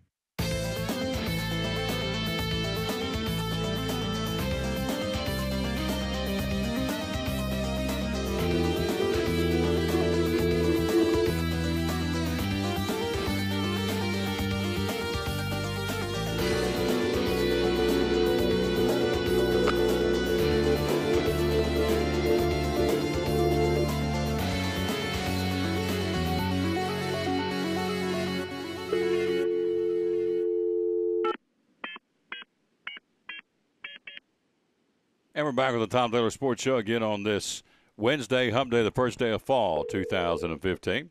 Well, there's one ringy-dingy to our man Rob Cole talking a little baseball and his Cardinals. That's what he thinks about his boys now. Big T. Rob Cole, the Hammer. Good afternoon, sir. How are you? You know I'm doing great on a nice sunny blue Wednesday. I would say up on the mountain right now it is almost perfect. No humidity and the sun's out, light breeze, and I would think it's almost a perfect day at Base Mountain Park. What do you think? Pretty doggone near perfect. You said it. You said it. Can't complain. Come on up, brother. Come on up, bring a bucket of chicken, right? Bring some food with you. I know what you're going to say. That's it. Bring a ham. That's it. No, okay, not chicken. He wants a ham. See, he don't stop at a chicken. He wants ham. So, all right, let's take a look at your Rams, your St. Louis Rams. You got the you got the Steelers coming in on Sunday. What's the story on your football team? You're 1-1. What do you think so far? Well, we beat Seattle week 1, and that's probably as good as it's going to get for a while. Okay, all right. Well, at least you're honest. I don't know. We'll see. We took one on the chin from who? The Browns this past week, I think. No, see, lost to, I don't know. Well, Browns beat Tennessee. I don't know who it was. Don't guess it matters. Oh, that's right. Yeah, that's right. I don't know who it was, but they got beat. Yeah. So, anyway, you got the okay. I can tell you got beat by the Redskins, 24-10. So. Oh wow, that's almost as bad. All right, I know you're a big Tennessee fan. Can they beat the Gators Saturday in the Swamp, or is this going to be another broken-hearted flight back to Knoxville? What do you think? Boy, I'll tell you, I think there's a lot of people putting a whole lot more emphasis on this game than I am. Losing even, hypothetically speaking, still lose to, let's say, Florida, Georgia, and Alabama, we still have a chance to come out 8-4. So, to me, it's not quite the make or break. But I get it. People are hungry, and we've lost to Florida, I think, 10 years in a row now. I think this team can. I think it's talented enough. I just don't think it's deep enough right now. But you know what? If they play defense the way they're capable of, which doesn't look like will be too much of a struggle given Florida's offense these days. It's, you know, they're suffering their own identity crisis and struggling themselves. But defensively, Florida is outstanding, and Tennessee's got to play mistake-free football on the offensive side. They've got to get a push with the offensive line and create running lanes. And they've got to be able to either hold their blocks on passing downs or the board needs to be smart enough to dial up some slants or little bubble screens, and guys have to, you know, assignment football. They've got to put a hat on a hat and make it happen. Otherwise, it's a difficult place to go into the swamp and win. I think you're exactly right. I think a defensive line, I think whichever one can push the other offensive lines will win the ball game. Florida's offensive line starts 3 sophomores. They're relatively inexperienced. Tennessee's offensive line's banged up, been hurt. So if either one of the defensive fronts gets to the other team's quarterback, it could be a long afternoon for that team. So, and you know this. You've been around football. It's always one of the trenches anyway. So I'm right there with you. It should be a good one. 3:30 kickoff of the Swamp on Saturday. Also on Saturday up on the mountain is the Bays Mountain Trail Race. What's going on with this thing coming up 8 o'clock on Saturday morning? Tell us about it. Yeah, boy, this is a big one for us. This is we've been doing this for 10 years now, and the Bays Mountain 15-mile trail race. This is a lot of fun. This is hosted by Skelton Law Racing Series. Mart Skelton and his crew do an awesome job with the trail race held at the park. And, as you mentioned, that's this Saturday at 8 a.m. This is one of those that's not for the faint of heart, but is definitely a great run, a great race, a great challenge. And obviously, as you might guess, it travels 15 miles through the trails up at Bays Mountain Park. And so no surprise there, by the way. We've got nearly 40 miles worth of trails inside of our park boundaries, and so makes perfect sense to do something like this at the park, and has been a great and fun effort every year we've done this. Course record was set back in 2007 by Aaron Sapp. It was an hour and 33 minutes. That record still stands. So if that tells you how tough that is, I think that's a pretty good indicator right there of what kind of run this is. It's a lot of fun, though. The scenery, we hear comments every year from people that come far and wide to tackle this event. I mean, you've talked about this before. We've had people come from as far away as France, in fact, to run this race. Stateside, they've come from as far away as Colorado and thereabouts. And this is a unique race. This is a fun one. Registration is, by all means, still ongoing. Obviously, pre-registration has completed, but you can still late register, although you won't get a discount. But it's still a great bargain. For right now, you've got $40 registration fee, which includes, of course, the T-shirt and the medal and the lunch on Saturday for the race, but also includes a Friday night dinner the night before the race. That's this Friday night, and so that's always a really big time, and of course a great time to network, get together, enjoy, listen to a program, and just kind of relax and familiarize yourself with the park and your competitors before the meal and have fun. We're talking to Rob Cole again from Bays Mountain Park. A lot of fun, again, getting ready for the big race coming up on Saturday, the Bays Mountain Trail Race. Again, you can call Mark Skelton at 272-4812 to, again, get more information because we're getting kind of close, obviously. Comes up on Saturday. We're going to have it rain or shine. It goes on. So that's, again, at Bays Mountain Park. Also up there, you got to take a look at this barge ride. Again, now the season's changing and leaves will be turning around the lake. It looks like a postcard setting, and one would want to take a barge ride here in the autumn. Now we're in fall at Bays Mountain Park. It'd be a smart thing to do, would it not? Oh, absolutely. Absolutely. There are very few things that are better than a barge ride at the park to enjoy fall's colors. And you're right, we're starting to see those early signs of fall. And in fact, as we talked about last week, I believe it was, some of the sourwoods are already turning. So it's kind of nice.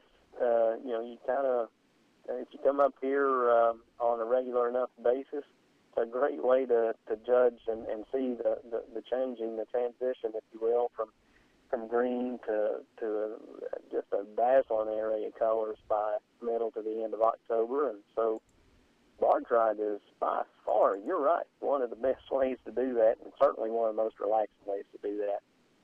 Before I let you go, we're going to switch gears. Let's talk about a little baseball for a minute. Again, we're talking to Rob Cole from Bays Mountain Park. Again, we'll talk about the hours coming up here in just a minute. But tell me about the Cardinals. They're down to 4 games over Pittsburgh. Are they okay? Are they in trouble? Are they in? What's going on? You know, at the end of the day, I think they're going to be okay. We survived, it could loosely say that, survived a pretty tough road trip here last week.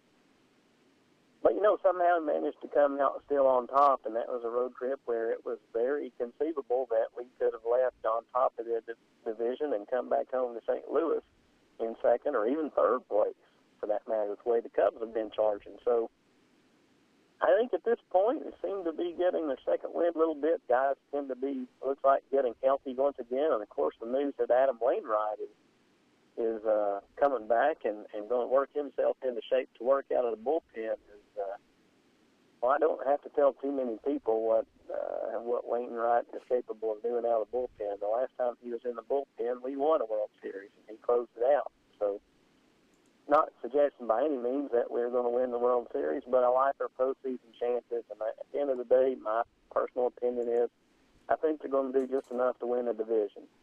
But, boy, I'll tell you what that means is even if they win the division, turn right around and play 2 hot clubs, or one of 2 hot clubs in the Pittsburgh Pirates and the Chicago Cubs. Boy, it's for your money and the momentum they're running right now, the Cubs are pretty doggone hard to beat.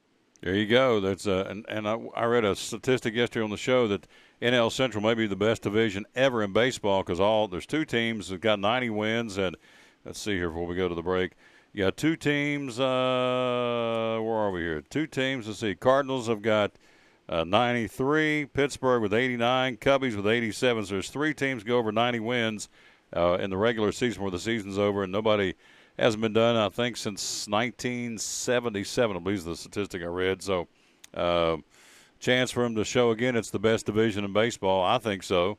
I think the Reds couldn't beat the Powder Puff team, but your Cardinals are pretty good heading into the playoffs. Well, I think so. And, the fun thing to sit back and watch is, even Milwaukee and Cincinnati.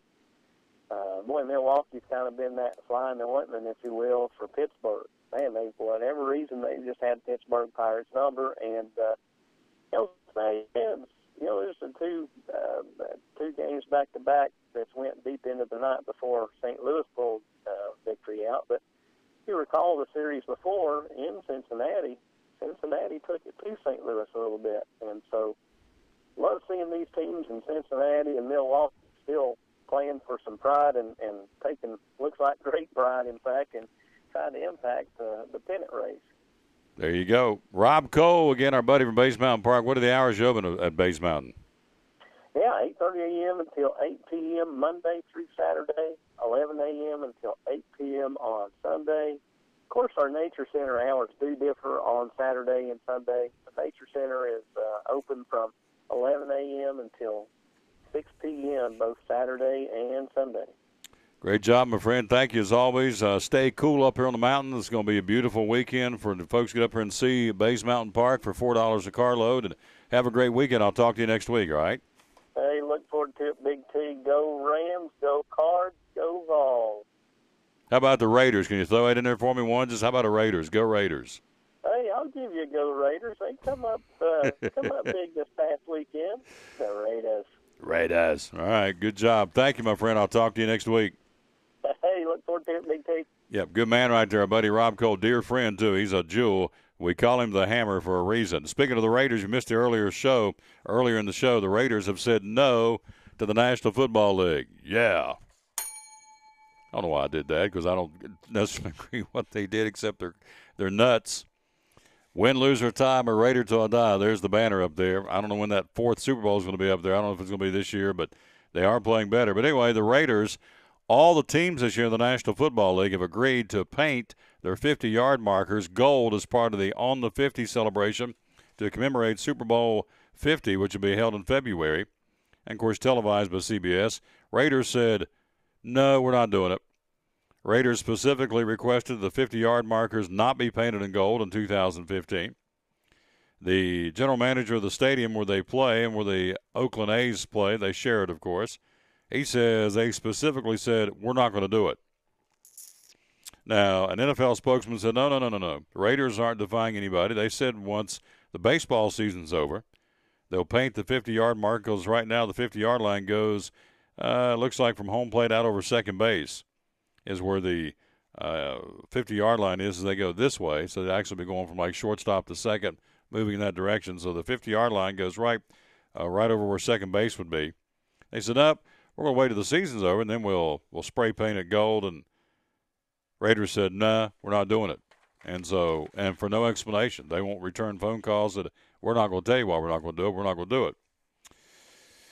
The only two, really, this gentleman wrote this story, the only two really legitimate reasons why would be, number one, they don't have any chance getting to the Super Bowl, so why would they paint it to honor Super Bowl 50? My thought process, number two, would be the more likely reason, I would agree, the team won't paint their 50s gold because the Raiders hate the 49ers, and the 49ers' color across the bay is gold. So because the Niners are there close by and they can't stand them, they're not going to pay it. I think it's only two really viable options, or just because they're turkeys and don't want to do it. But that being said, if the Raiders are looking for the NFL to give them some new stadium money to build a new stadium or permission to move to L.A., I'm probably going to paint the lines and say, okay, we'll bite the bullet on this one because you're about to cut us a check, so we're going to be able to move out of Oakland because the Oakland Coliseum said this is it. This is a one-year deal, and we don't want you after this year. So the Raiders are looking for a new home, maybe L.A., maybe San Antonio. Who knows? I think it looked good in East Tennessee is what I think. I think they play Bristol Motor Speedway, be the Bristol Raiders. I think that'd be cool.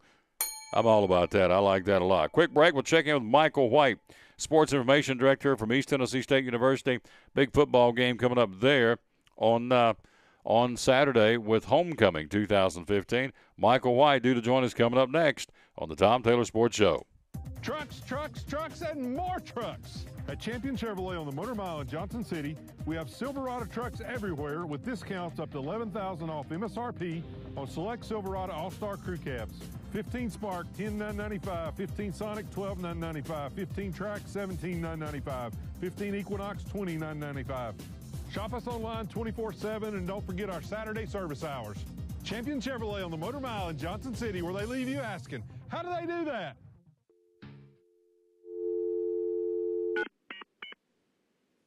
Let's get him back on here. Let's get Michael White, make sure this goes. And here we go. Digits. Please start again. Oh, don't tell me start again. I know how to dial a phone. Thank you very much. Try it again. There we go. All right. Argue with that lady a lot. She's a recording, but argue with her nonetheless. So let's see. We got Michael White ready to go here.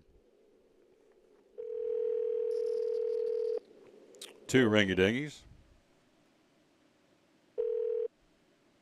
Hello. There's Michael White live on the Tom Taylor Sports Show on day number 145 of our show. Good afternoon, sir. How you doing? Doing well, Tom. Day 145. You guys doing a great job over there. Thank you. We're clicking them off one by one. We've been at it since February. We're up to 145th day of the show. And, hey, we got a big homecoming football game Saturday. The Bucks and Emory and Henry. Exciting times at ETSU. Tell me about it.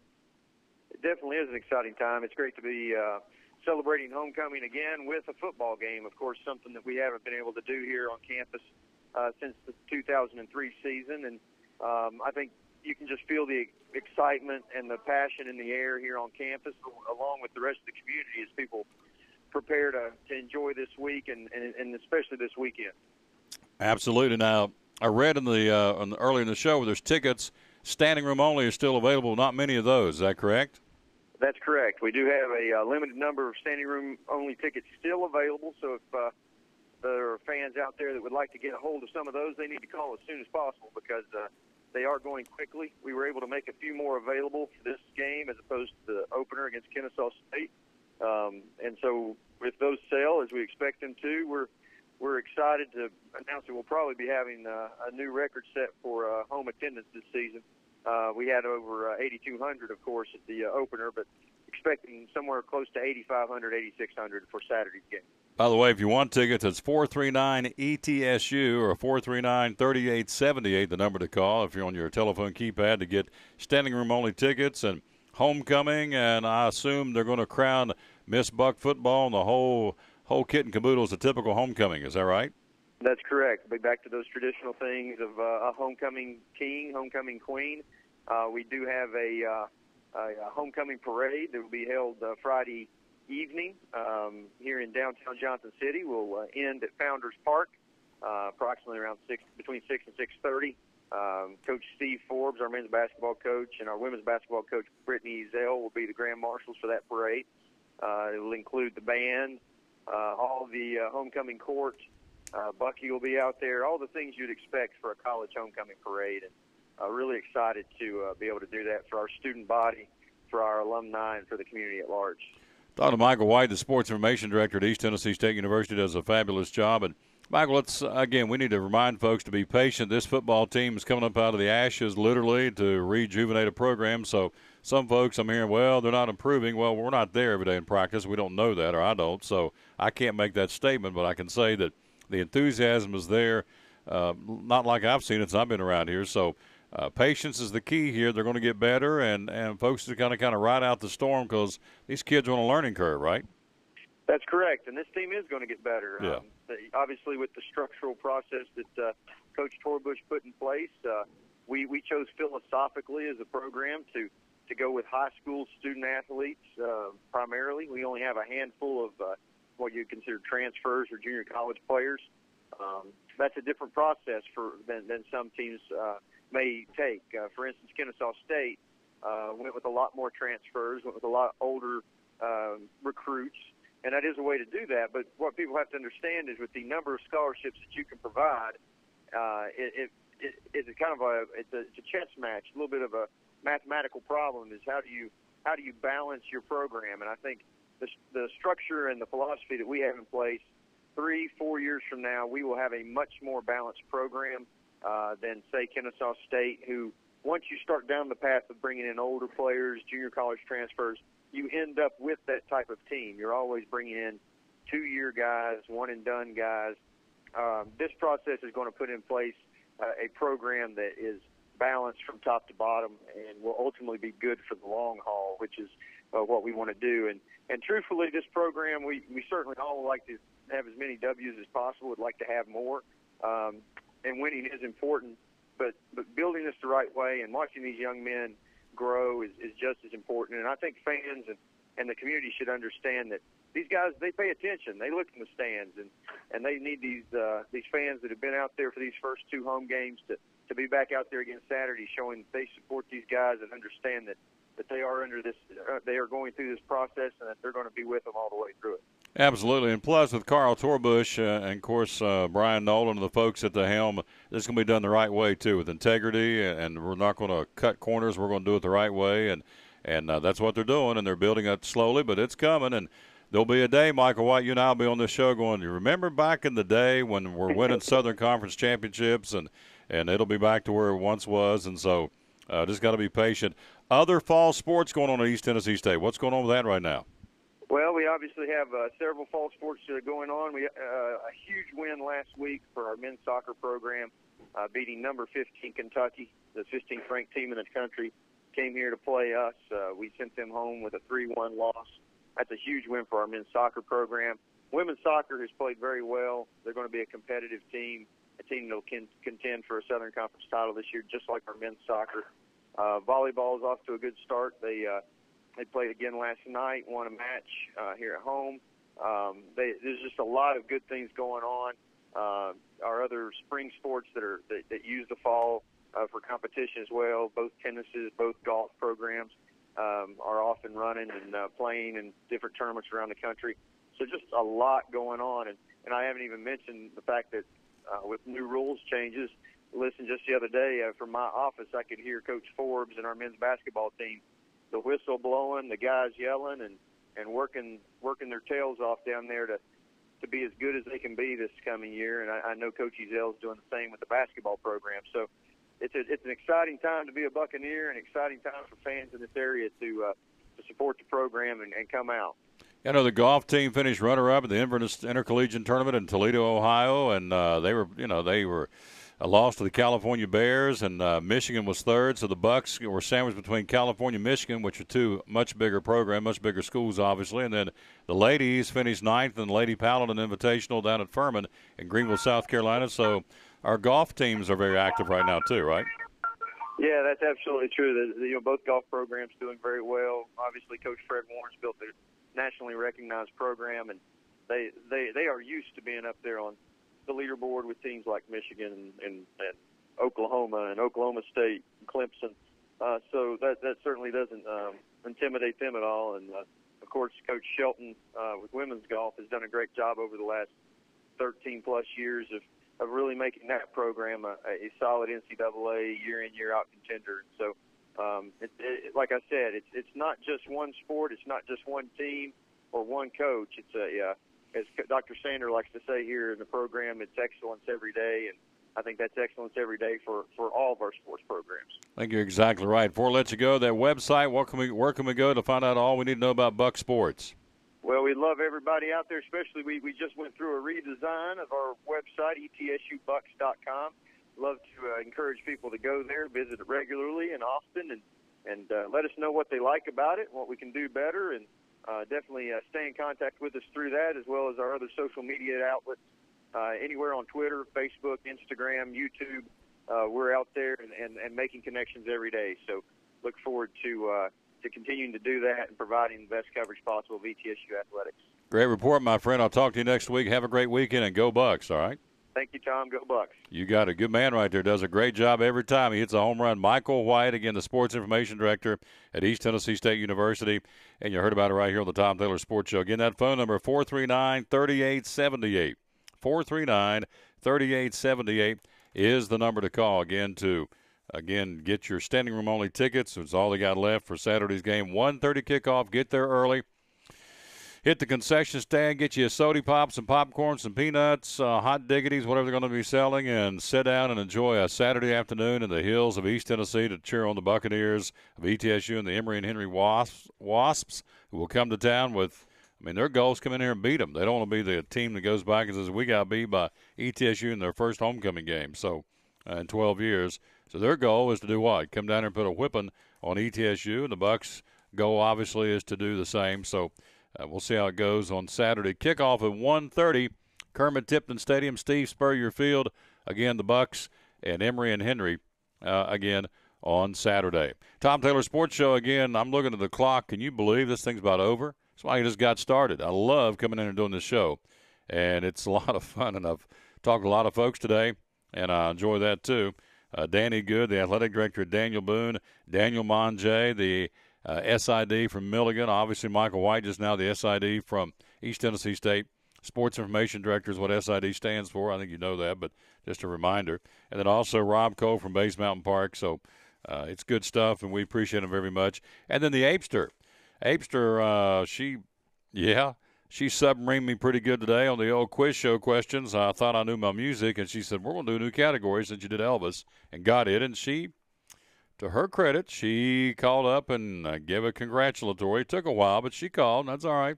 She's a competitor, so she did call and give greetings and salutations a couple of weeks back when I finally got 5 in a row with Elvis. So I said, let's do music. She said, okay.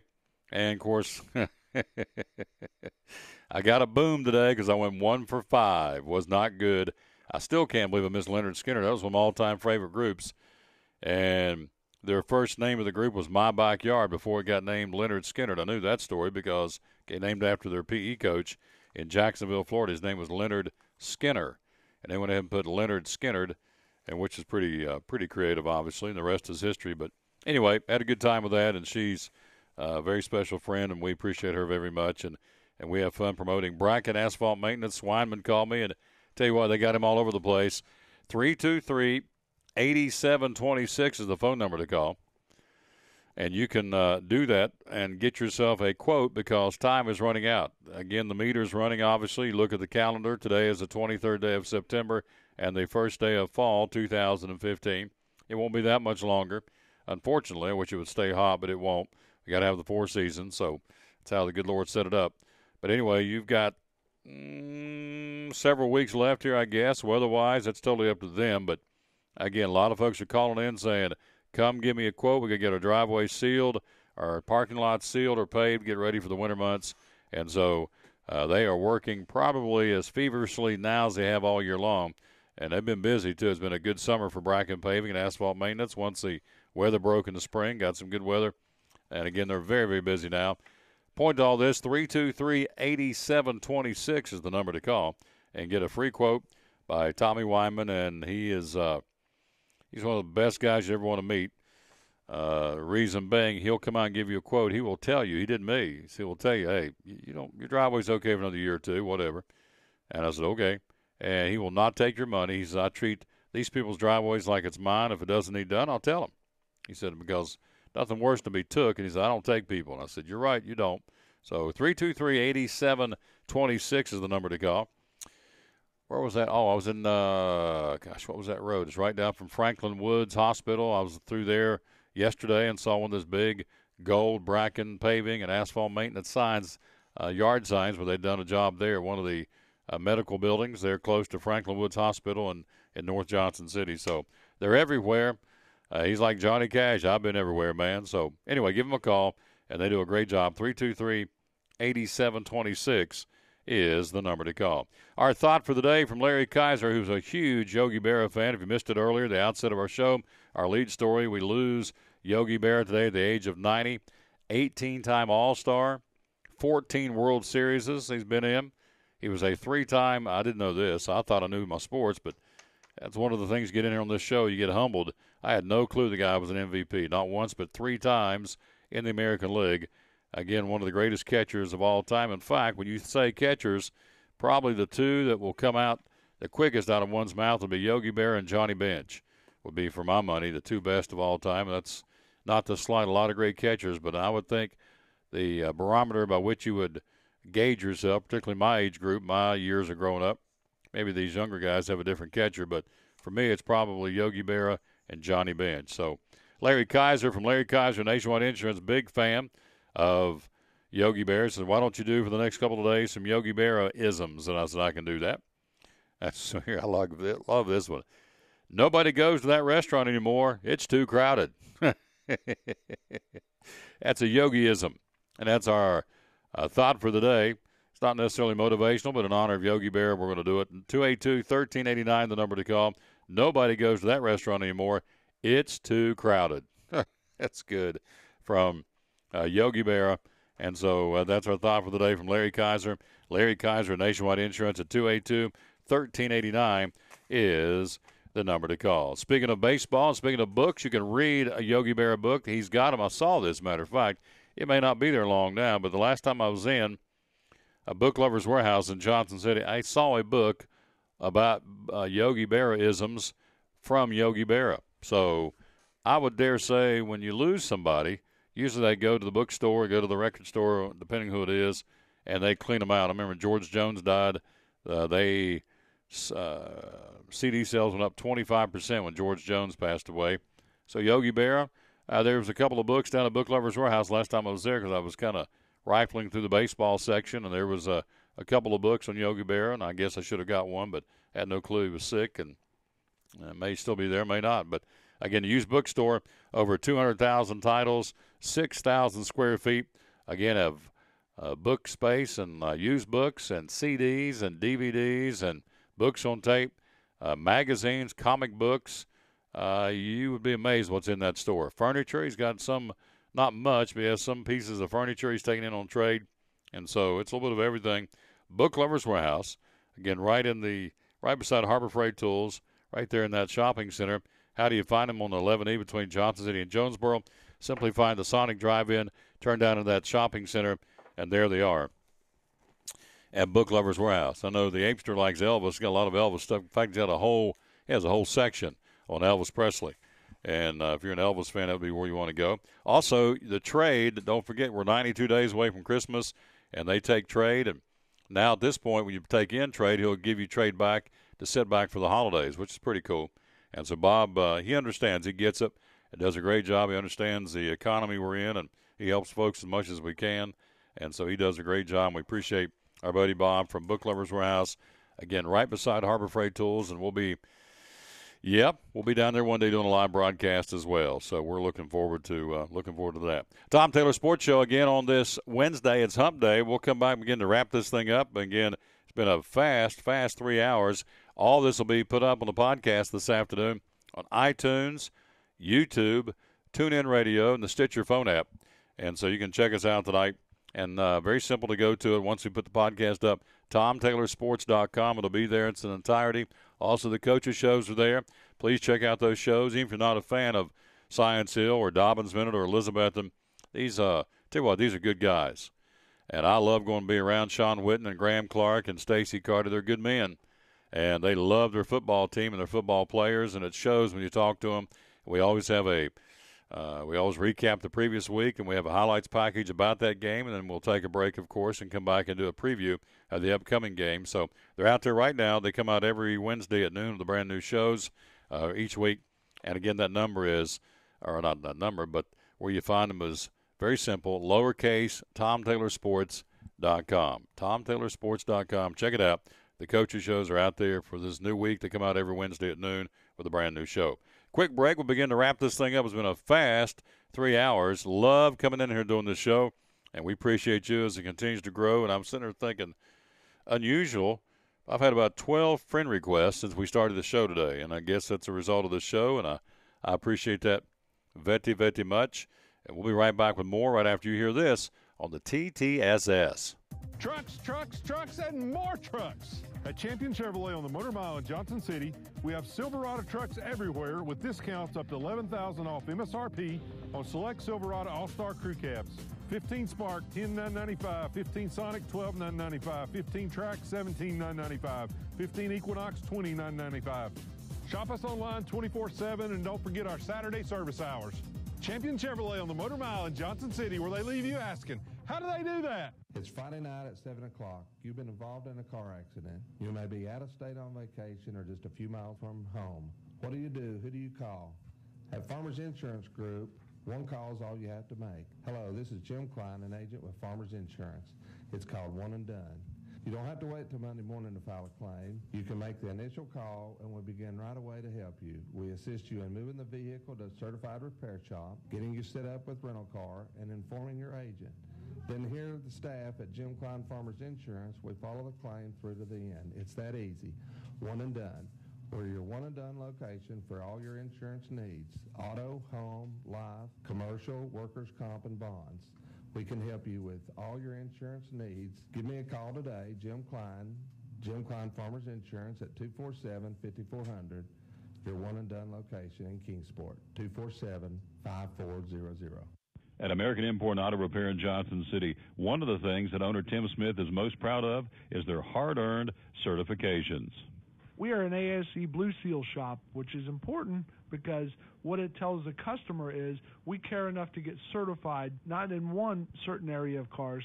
You have to be certified in 8 different certifications and 8 different tests you have to take, and you have to be updated on them yearly to make sure that you're up to date. We not only have one of those, we have 3 ASE master technicians here with the ratio. It goes into a ratio, and we're a Blue Seal shop. So it tells you that we care about training and we care about knowing about your car. We want to help fix it right.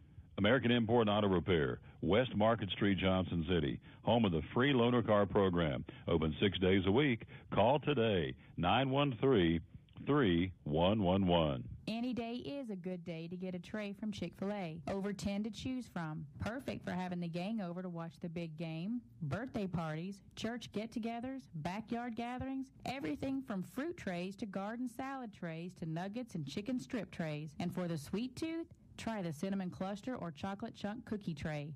So you see, any day is a good day to get a tray from Chick-fil-A. Chick-fil-A at the crossings in North Johnson City. Thanks, Aaron. Good job. She does a great job on that commercial, as a matter of fact. Tom Taylor Sports Show, got a minute or two left, and we're out. Wow, this thing's flown by. 3 hours. Love it, love it, love it, love it. And we thank you sincerely for allowing us to come into your homes or wherever you are right now. Of course, a lot of folks go back and catch it tonight on the podcast on iTunes or TuneIn Radio or Stitcher phone app or YouTube or all the above. And again, we dedicate this show, of course, the man who hung on the cross. We do that every time we start the show, and I'm going to start finishing the show because it's that important to me to do that. And so the verse of the day out of Romans 8:27 and 28 says, "Love me, and I will see to it that all things work together for your good." Now, what more would you want than that? I mean, there's the promise you need. Love me, and I will see to it that all things work together for your good. For I know the mind of my spirit, and I am constantly interceding or going to bat for you, according to my will. It's pretty good. That's pretty strong. And so we appreciate it very much. Again, Romans 8:27 and 28 is our verse of the day again here on the Tom Taylor Sports Show. Again, our top story, Yogi Berra passed away earlier today at the age of 90. And so a lot of folks are reacting to that in the sports world. Also, we told you earlier, already has been a rebuttal on this show on this particular story.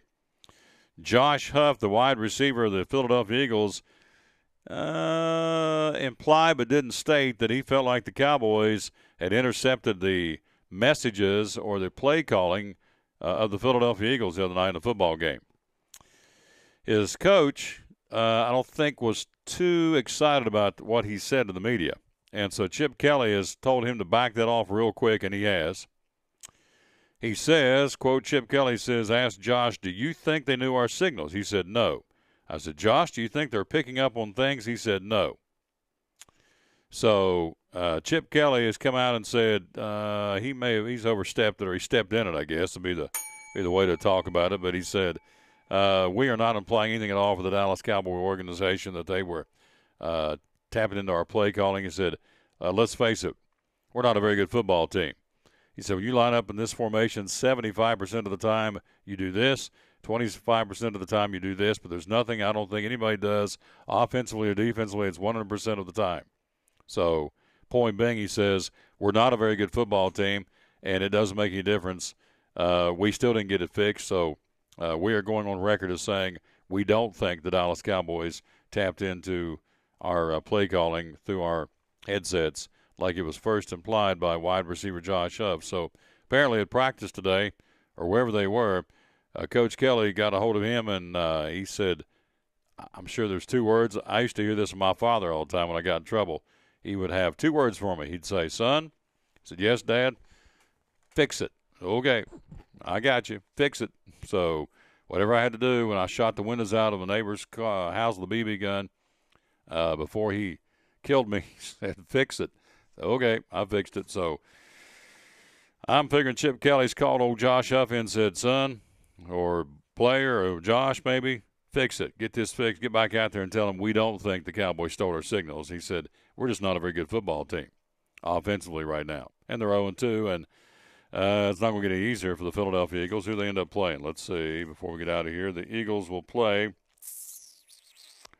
They'll be in New York against the Jets on Sunday. So there you go.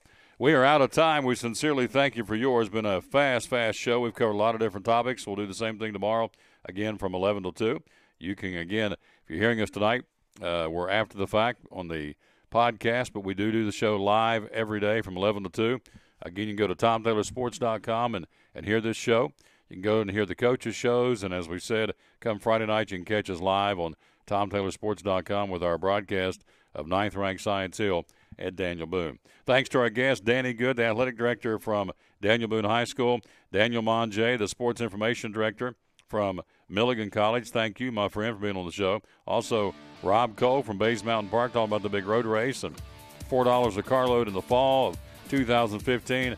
For $4, you can't beat what you're going to see up there as far as getting back to nature. It is gorgeous. Michael White, sports information director at East Tennessee State, thank you. And also Tommy Weinmann of the Apster with us again on the quiz show. We'll do it all again tomorrow right here on the Tom Taylor Sports Show. We are out of time. We sincerely thank you for yours. As always, we'll tell you, win or lose, just be a good sport. We'll see you tomorrow. Thanks for giving us a listen and a view on the Tom Taylor Sports Show. So long, everybody.